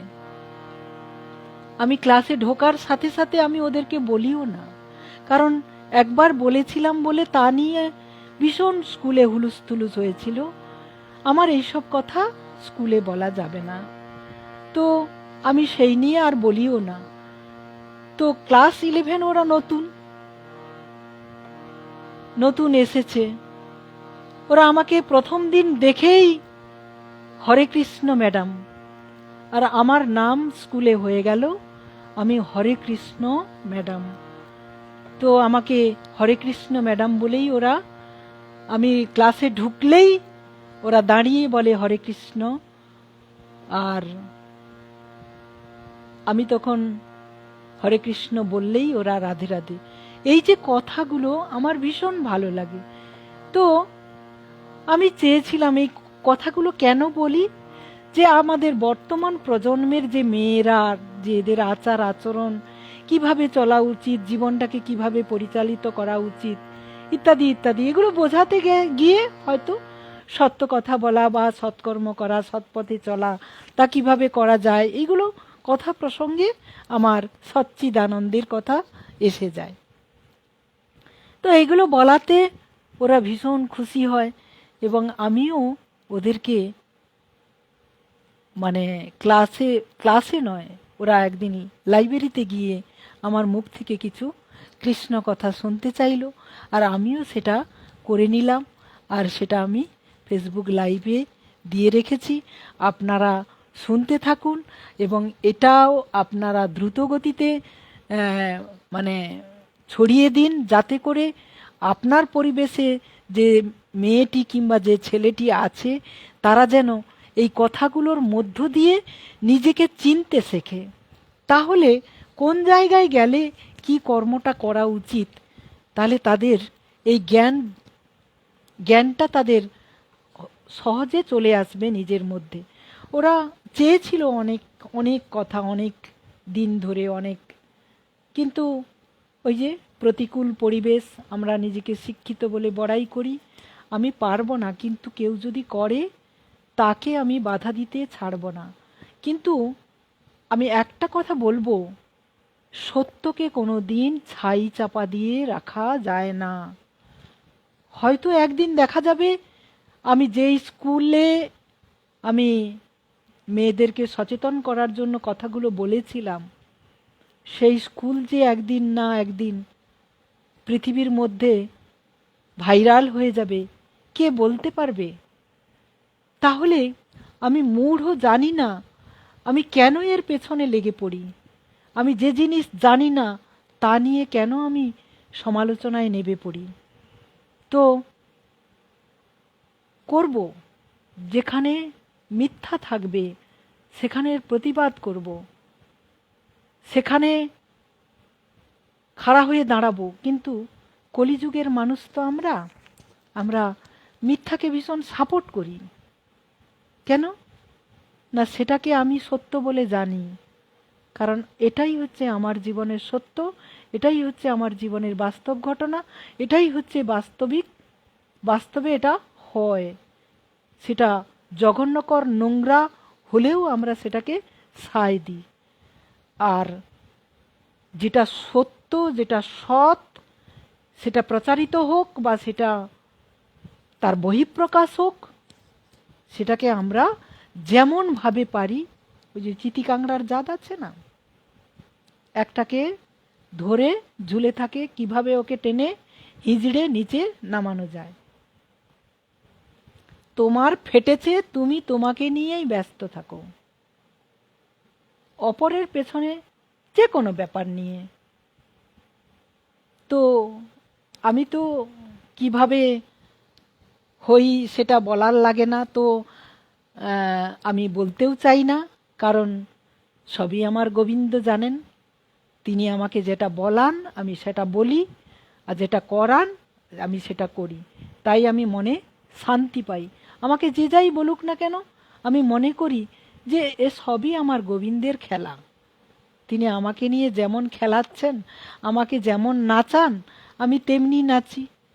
তো এবার বলি, একটু ব্যাখ্যার মাধ্যমে একটু বলি যে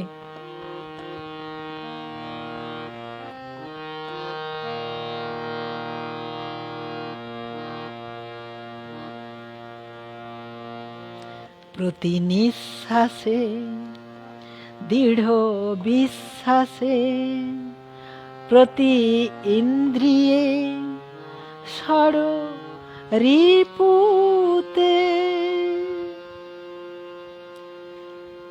প্রতি নিঃশ্বাসে। আমি বলবো এই গানটার মধ্যে এই শব্দগুলো ছিল না, কিন্তু আমাকে যেন ভেতর থেকে গুরু গোবিন্দ আমাকে বললেন যে তুই এটা বল, প্রতি নিঃশ্বাসে আমরা তার নাম স্মরণ করব, প্রতি নিঃশ্বাসে, এবং সেটা দৃঢ় বিশ্বাসের সঙ্গে, 100% বিশ্বাসের সঙ্গে সেটা নিঃশ্বাস নেওয়ার সঙ্গে সঙ্গেই আমরা উচ্চারণ করব। কেন না, এই নাম আর নামই যে এক। আমি যখন নাম উচ্চারণ করব, আমাকে ভাবতে হবে যে আমার জিহ্বার মধ্যে আমার গোবিন্দ বসে আছেন, তাই আমি নামটা উচ্চারণ করতে পারছি। তা না হলে কিন্তু আমি পারবো না। কেন না, আমরা বাল্মীকি রামায়ণ যিনি রচনা করেছিলেন, সেই বাল্মীকি এক সময় কি ছিলেন সে গল্প আমি অন্যদিন আপনাদের আপনাদেরকে শোনাবো। সে গল্প আমি আগামীকাল শোনাতে পারি। তো বিশ্বাস যদি দৃঢ় থাকে, তাহলে কিন্তু নাম আর নামই যে এক, এটা কিন্তু আমরা সহজে জানতে পেরে যাব, চিনতে পেরে যাব। তাই বলছে প্রতি নিঃশ্বাসে দৃঢ় বিশ্বাসে, ও মন গাহ গাহ কৃষ্ণ নাম, মধুর নাম হরি নাম, পথ চলিতে আর বলিতে, পথ চলিতে আর বলিতে,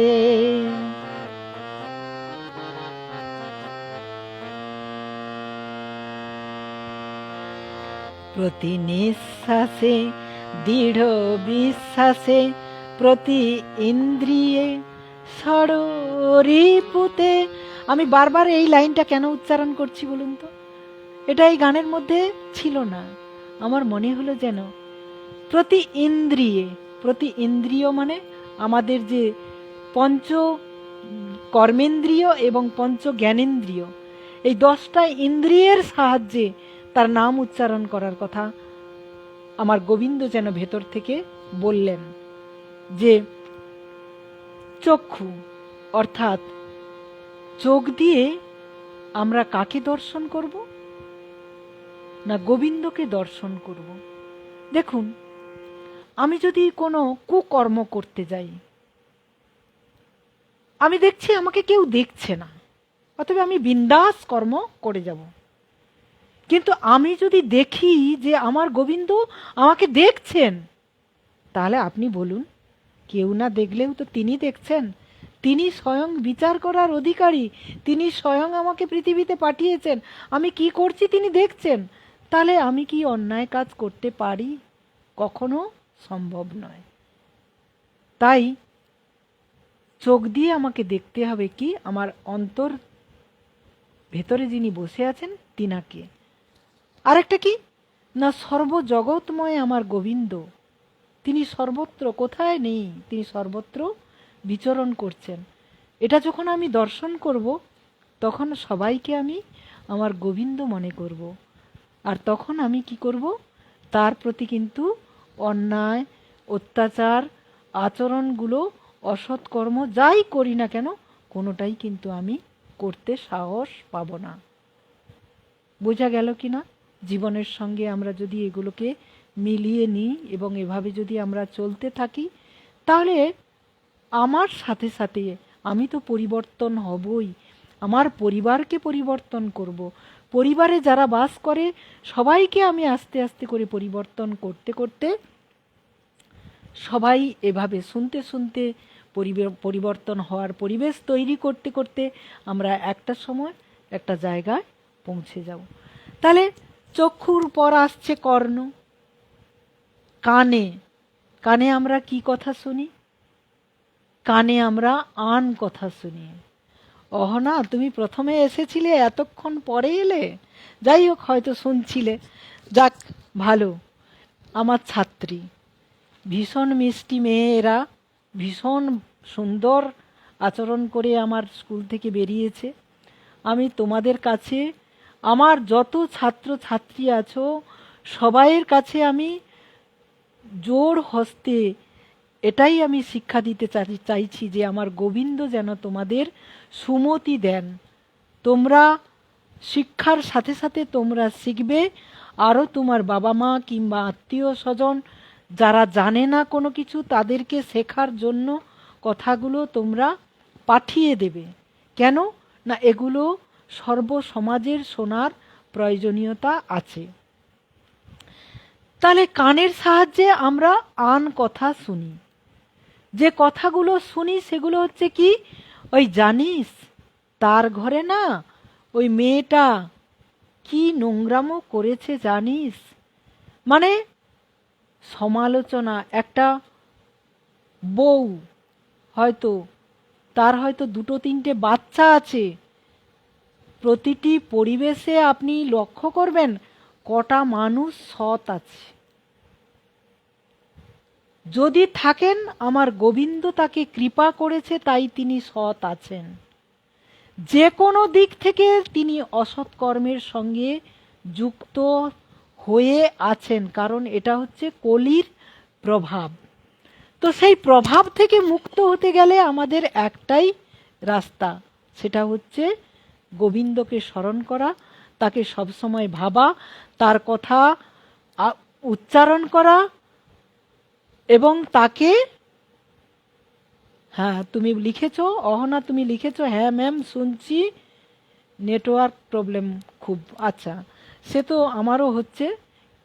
শুনতে থাকো শুনতে থাকো, এবং তুমি শুধু শুনলে হবে না, তোমার পরিবারের যতজন আছে বাবা মা সবাইকে শোনাতে থাকো কথাগুলো, কারণ অমৃতময়ের কথা, এটা আমার কথা নয়, আমি বলছি না, তিনি আমাকে ভেতর থেকে বলাচ্ছেন বলেই কিন্তু আমি কথাগুলো বলছি।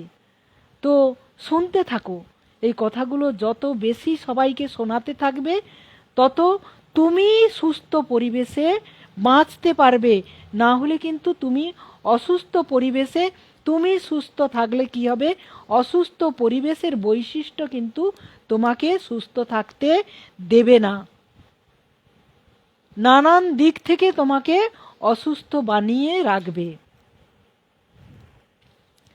তাই প্রত্যেকে যিনারা শুনছেন, আমি বলবো কথাগুলো আপনারা শোনাতে থাকুন, শোনাতে থাকুন, শুনতে থাকুন, দীর্ঘদিন শুনতে থাকুন, শুনতে শুনতে শুনতে শুনতে, কারণ প্রথমে হচ্ছে যে অমৃতময়ের অমৃত কথা যে শোনার বা যে তার জন্য যে ভক্তির প্রয়োজন, সেটা হচ্ছে নববিধ পদ্ধতিতে সেটা পালন করতে হয় বা পালন করা যায়।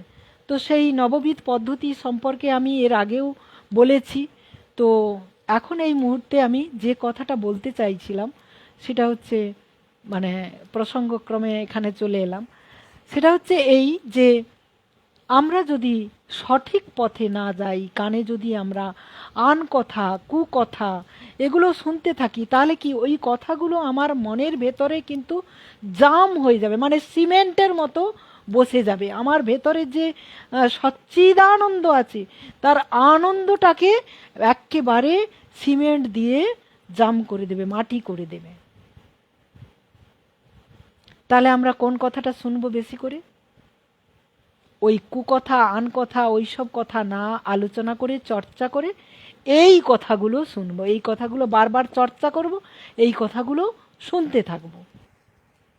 কারণ শ্রবণ হচ্ছে এমন একটা বিষয়, অমৃতময়ের অমৃত কথা শোনা মানেই অমৃত রস, অমৃত সুধা পান করা।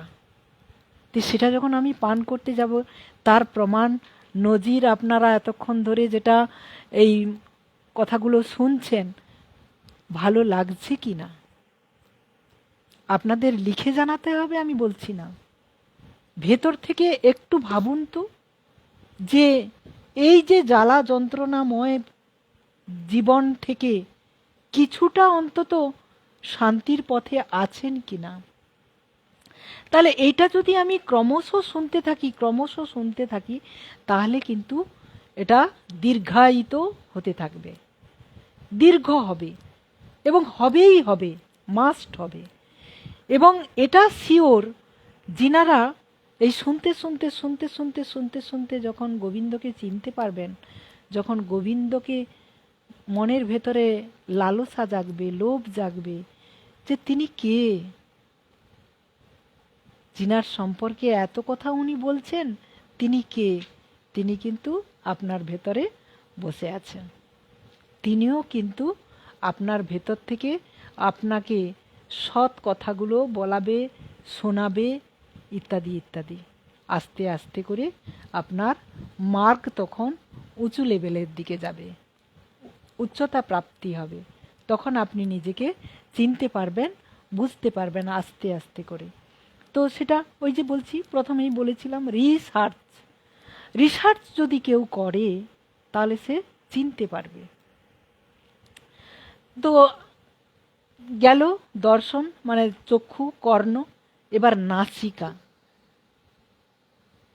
ছাত্রী বলবে, ম্যাডাম নাকের সাহায্যে কি করে ভগবানের ঘ্রাণ নেব আমরা? অদ্ভুত ব্যাপার। এই যখন আমি চোখে যখন কুদৃষ্টি দিচ্ছি, গুরুদেবের আশ্রমে গেলে আপনারা দেখতে পাবেন এক জায়গায় চোখ, মানে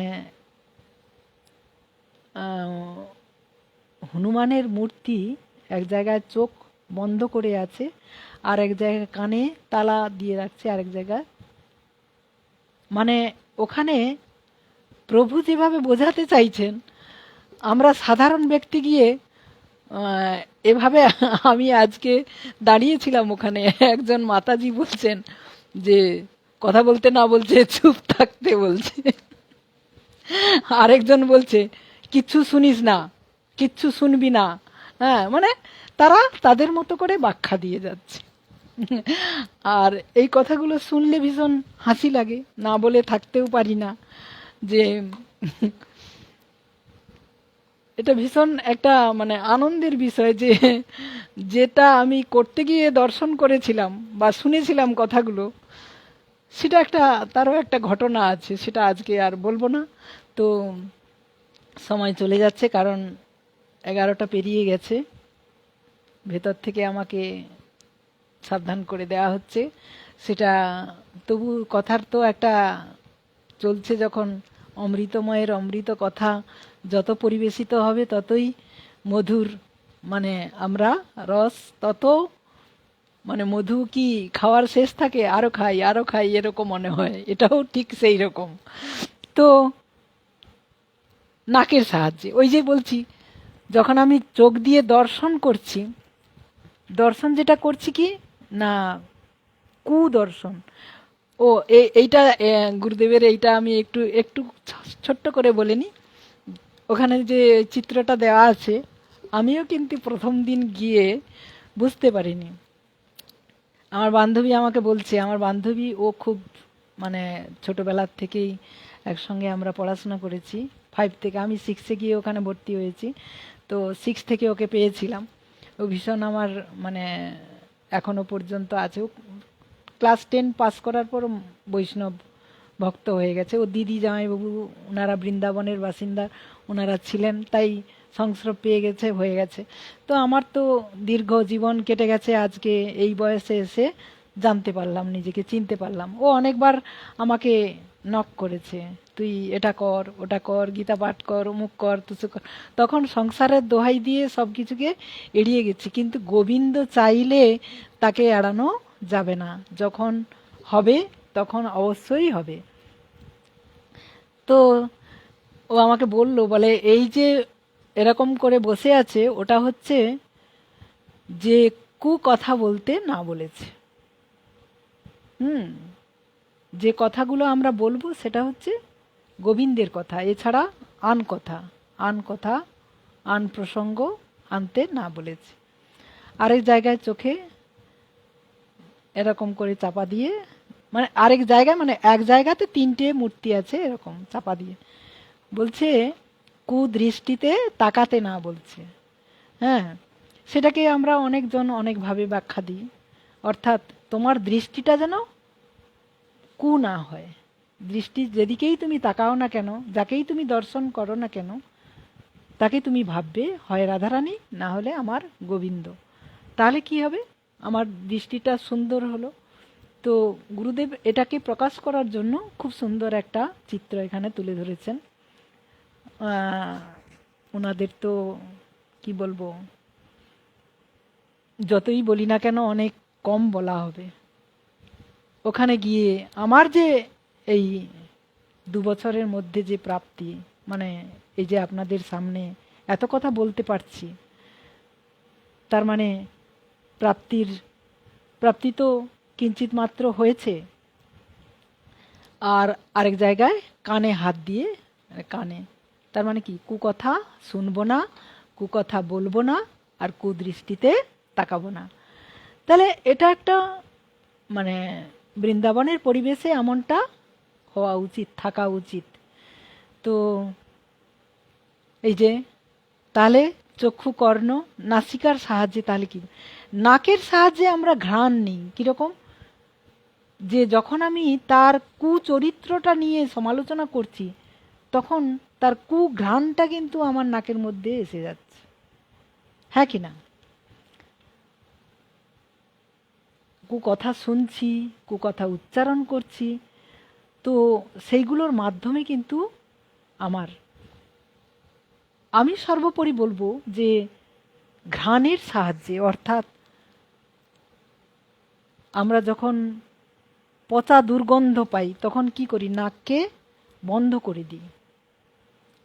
তাহলে ওই যে নোংরা কথা, নোংরা চর্চা, ওটা তো দুর্গন্ধ, গন্ধ ছুটায় অনেক দূর পর্যন্ত, হ্যাঁ কি না? আর যখন অমৃতময়ের অমৃত কথা বলবো, তার গন্ধ ছুটে সুবাস, সুন্দর, তার যে সুন্দর গন্ধ, সেই গন্ধটা মনে হবে যে স্বয়ং গোবিন্দ আমার সামনে এসে দাঁড়িয়ে আছে, আমি নিঃশ্বাসের মধ্যে তার ঘ্রাণ পাচ্ছি, ইত্যাদি ইত্যাদি। তাহলে এগুলো অনুভূতির বিষয়। আর নাসিকা তো চলে গেল, জিহ্বা। জিহ্বা তো একটা উত্তম জায়গা, যে জায়গাটা জিহ্বা যদি না কাজ করে আমি কিন্তু কথা বলতে পারবো না। আমি তখন কিন্তু মুখ হয়ে যাব, বোবা হয়ে যাব। আমরা কি মুখ নয়? এ জড় সংসারের যত জড় মানুষ আছে, আমরা কি মুখ নয়? বলুন, আমরা কি একবার অমৃতময়ের অমৃত নাম উচ্চারণ করি? করি না। আন কথা বলি মানেই কিন্তু মুখ। এই নামের প্রভাব কি? নামের প্রভাব কি তার বাস্তব দৃষ্টান্ত আমি নামের প্রভাবে কিন্তু আপনাদের সামনে এত কথা বলতে পারছি।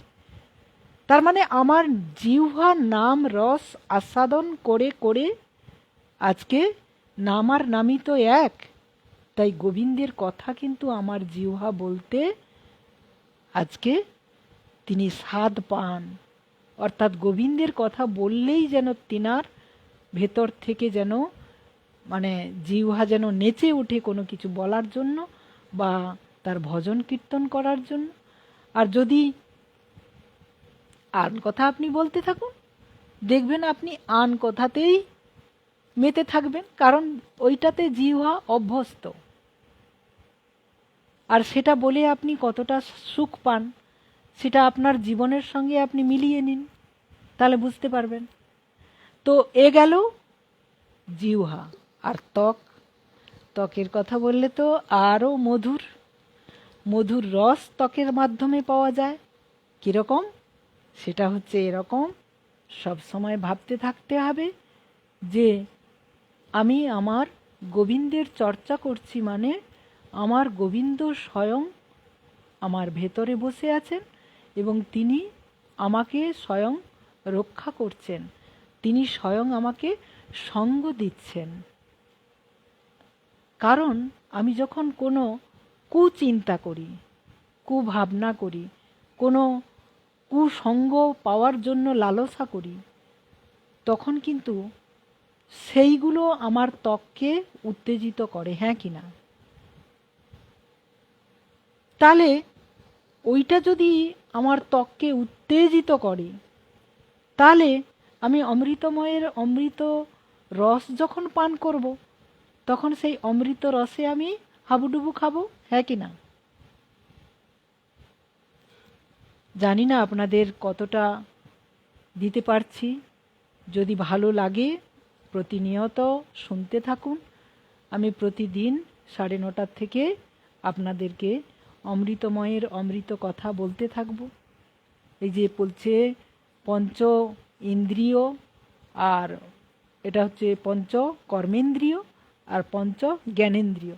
এই ইন্দ্রিয়গুলোর সাহায্যে আমি তো এটা করবই, তারপরে ষড়রিপু, 6টা রিপু, যেটা আমাদের শরীরকে উত্তেজিত করে সমস্ত রকম দিক থেকে, কাম, ক্রোধ, লোভ, মোহ, মদ, মাশ্চর্য। এই 6টা রিপু কিন্তু খুব খতরনাক, ভীষণ। মানে এদেরকে যতক্ষণ না আপনি দমন করতে পারবেন, ততক্ষণ আপনি সৎ থাকতে পারবেন না। সৎ কথা বলা, সত্য কথা বলা, সত্য পথে চলা কোনো মতেই আপনাকে দেবে না করতে।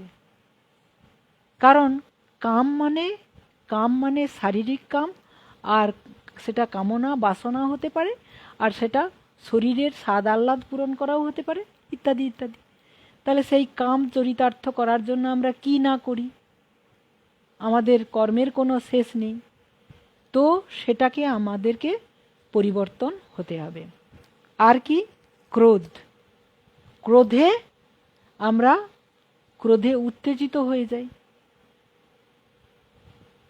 তাহলে কামের কথাটা যেটা বললাম, কাম কাজ করতে করতে তার নাম উচ্চারণ করতে হবে, তাহলে আমার কিন্তু প্রাপ্তিটা সুন্দর হবে। তাহলে আমার এটা চাই, ওটা চাই, সেটা চাই, এগুলোর থেকে অনেকটা মুক্ত হয়ে যাব।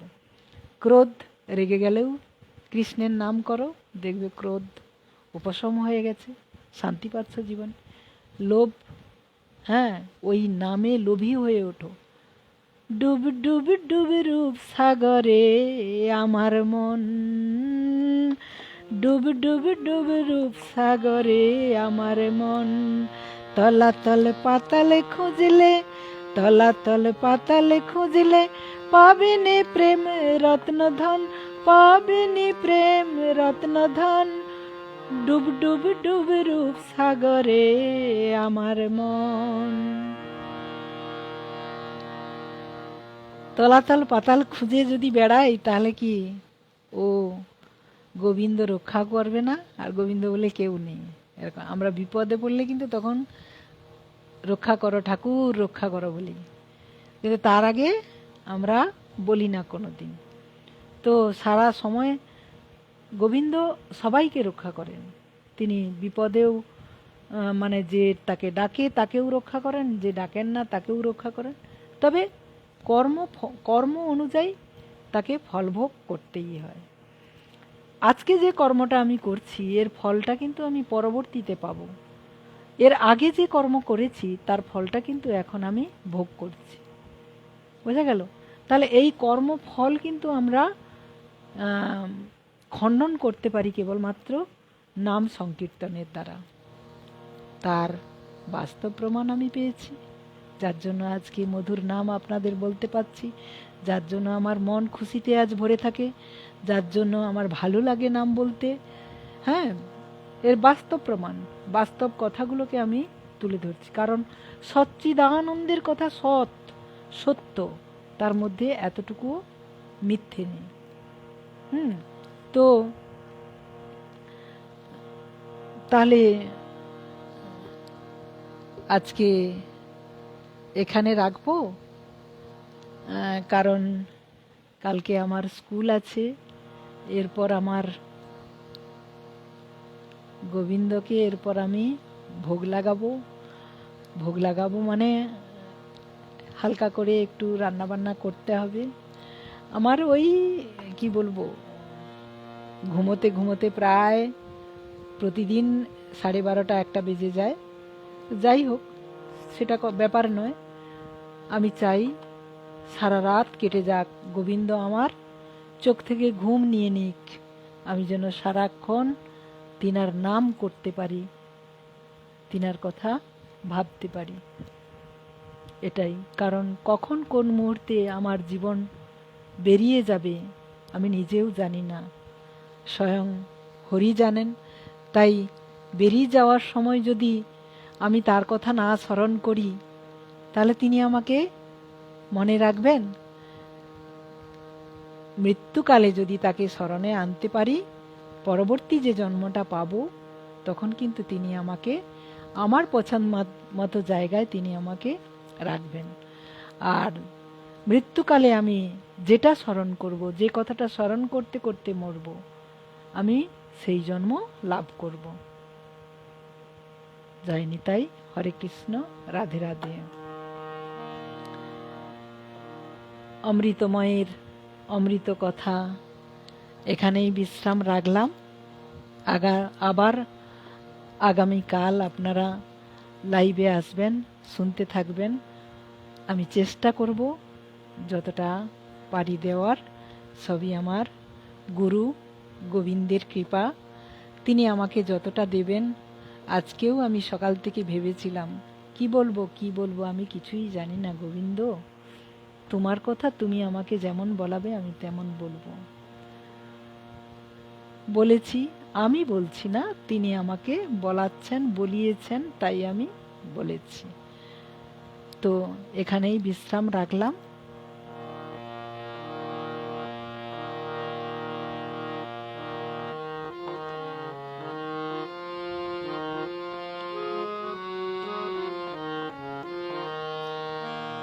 জয় জয় রাধে কৃষ্ণ গোবিন্দ, রাধে গোবিন্দ, রাধে গোবিন্দ। জয় জয় রাধে কৃষ্ণ গোবিন্দ, রাধে গোবিন্দ, রাধে গোবিন্দ। আপনারা দেখতে পাচ্ছেন কি লেখা আছে? নিচটাতে দেখুন, দেখতে পাচ্ছেন লেখা আছে কি, যে কীর্তনীয় সদাহরি।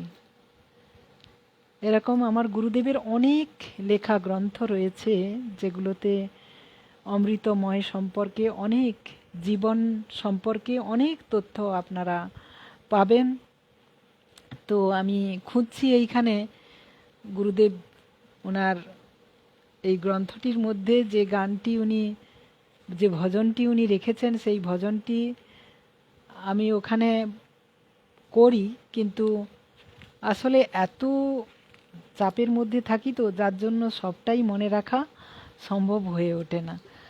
কিটা করি কিটা না করি বুঝে উঠতে পারি না। তাই ওই বই দেখে দেখে মেরে দিই, আর ভাবছি যে ওটাকে চেষ্টা করব নেওয়ার। কিছু কিছু নিতে পেরেছি, আবার কিছু কিছু বই দেখে দেখে একটু করতে হয়। জয় জয় রাধে কৃষ্ণ গোবিন্দ, রাধে গোবিন্দ, রাধে গোবিন্দ। অহনা, তুই লিখেছিস, খুব ভালো লেগেছে, খুব ভালো লাগলো। যাক, তোর কথাটা শুনে আমার খুব ভালো লাগছে যে তুই বর্তমান প্রজন্মের মেয়ে, তবুও তোর ভালো লেগেছে। তোর ভালো লেগেছে মানে আমার ভালো লেগেছে কথাটা শুনে। আমার গোবিন্দ তালে দিতে পেরেছে। এই ভালো লাগাটা সবাইকে দিয়ে দাও। সবার মধ্যে এই ভালো লাগা বিষয়টা যদি তুমি পরিবেশন করতে পারো, তুমিও একজন গোবিন্দের দাস হয়ে যাবে। কারণ তুমিও কিন্তু তোমার সাথে সাথে আরও 5 জনের কথা ভাবছো, যে আরও 5 জন যেন আমার মতো নিজেকে চিনতে শেখে, নিজেকে বুঝতে শেখে। জয় জয় রাধে কৃষ্ণ গোবিন্দ, রাধে গোবিন্দ, রাধে গোবিন্দ।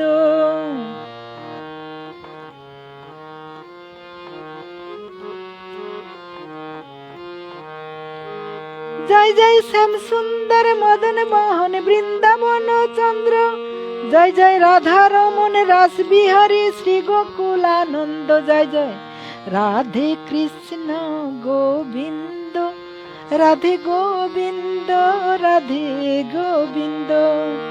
জয় জয় রাধাকান্ত রাধা বিনোদ শ্রী রাধা গোবিন্দ, জয় জয় রাসেশ্বরী বিনোদিনী ভানুকুল চন্দ্র। জয় জয় রাধে কৃষ্ণ গোবিন্দ, রাধে গোবিন্দ, রাধে গোবিন্দ। জয় জয় ললিতা বিশাখায় আদি জাত সখী বৃন্দ, জয় জয় শ্রীরূপ মঞ্জরী আদি মঞ্জরী অনঙ্গ। জয় জয় রাধে কৃষ্ণ গোবিন্দ, রাধে গোবিন্দ, রাধে গোবিন্দ। জয় জয় পূর্ণমাসী কুন্দলতা জয় বীরা বৃন্দ, তোমরা কৃপা করি দেহ যুগল চরণার বৃন্দ। জয় জয় রাধে কৃষ্ণ গোবিন্দ, রাধে গোবিন্দ, রাধে গোবিন্দ। হরি হরয়ে নম কৃষ্ণ যাদবায় নম, যাদবায় মাধবায় কেশবায় নম, গোপাল গোবিন্দ রাম শ্রী মধুসূদন, গিরিধারী গোপীনাথ মদন মোহন, শ্রী চৈতন্য নিত্যানন্দ শ্রী অদ্বৈত সীতা, হরি গুরু বৈষ্ণব ভাগবত গীতা। জয় রূপ সনাতন ভট্ট রঘুনাথ, শ্রীজীব গোপাল ভট্ট দাস রঘুনাথ। এই 6 গোসাইয়ের করি চরণ বন্দন, যাহা হইতে বিঘ্ন নাশ অভীষ্ট পূরণ। এই 6 গোসাই যার মই তার দাস, তাসবার পদ রেণু মোর পঞ্চগ্রাস। তাদের চরণ সেবী ভক্ত সনে বাস, জনমে জনমে মোর এই অভিলাষ। এই 6 গোসাই যাবে ব্রজে কইলেন বাস, রাধা কৃষ্ণ নিত্য লীলা করিলেন প্রকাশ। মনের আনন্দে বল হরি ভজ বৃন্দাবন, শ্রী গুরু বৈষ্ণব পদে মজাইয়া মন। শ্রী গুরু বৈষ্ণব পদ হৃদয় করিয়াস, নাম সংকীর্তন করে নরোত্তম দাস। হরি বল, হরি বল, হরি বল, হরি বল, নিতাই গৌর হরি বল, হরি বল, হরি বল, হরি বল। গুরবে গৌরচন্দ্রায় শ্রীরাধিকায় স্তদালয়ে, কৃষ্ণায় কৃষ্ণ ভক্তায় তদ ভক্তায় নমো নমঃ। বাঞ্ছা কল্পতরুভ্যশ্চ কৃপা সিন্ধু ভয়েব চ, পতিতানাং পাবনেভ্যো वैष्णवेभ्यो नमो नमः। प्रेम से कहो श्री धाम गुरुधाम की जय, वृंदावन धाम की जय, नीलाचल धाम की जय, नवद्वीप धाम की जय, ताम्रलिप्त धाम की जय, श्री धाम गुरुधामेर आचार्य अष्टोत्तर श्री श्री प्रभुपाद की जय, आजकेर हरिवासर की जय। সকল গৌর ভক্তবৃন্দ কি জয়। পতিত পাবন পরম দয়াল শ্রী গুরুদেব কি জয়। শ্রী গুরু নিতাই গৌর প্রেমানন্দে হরি বল হরি বল।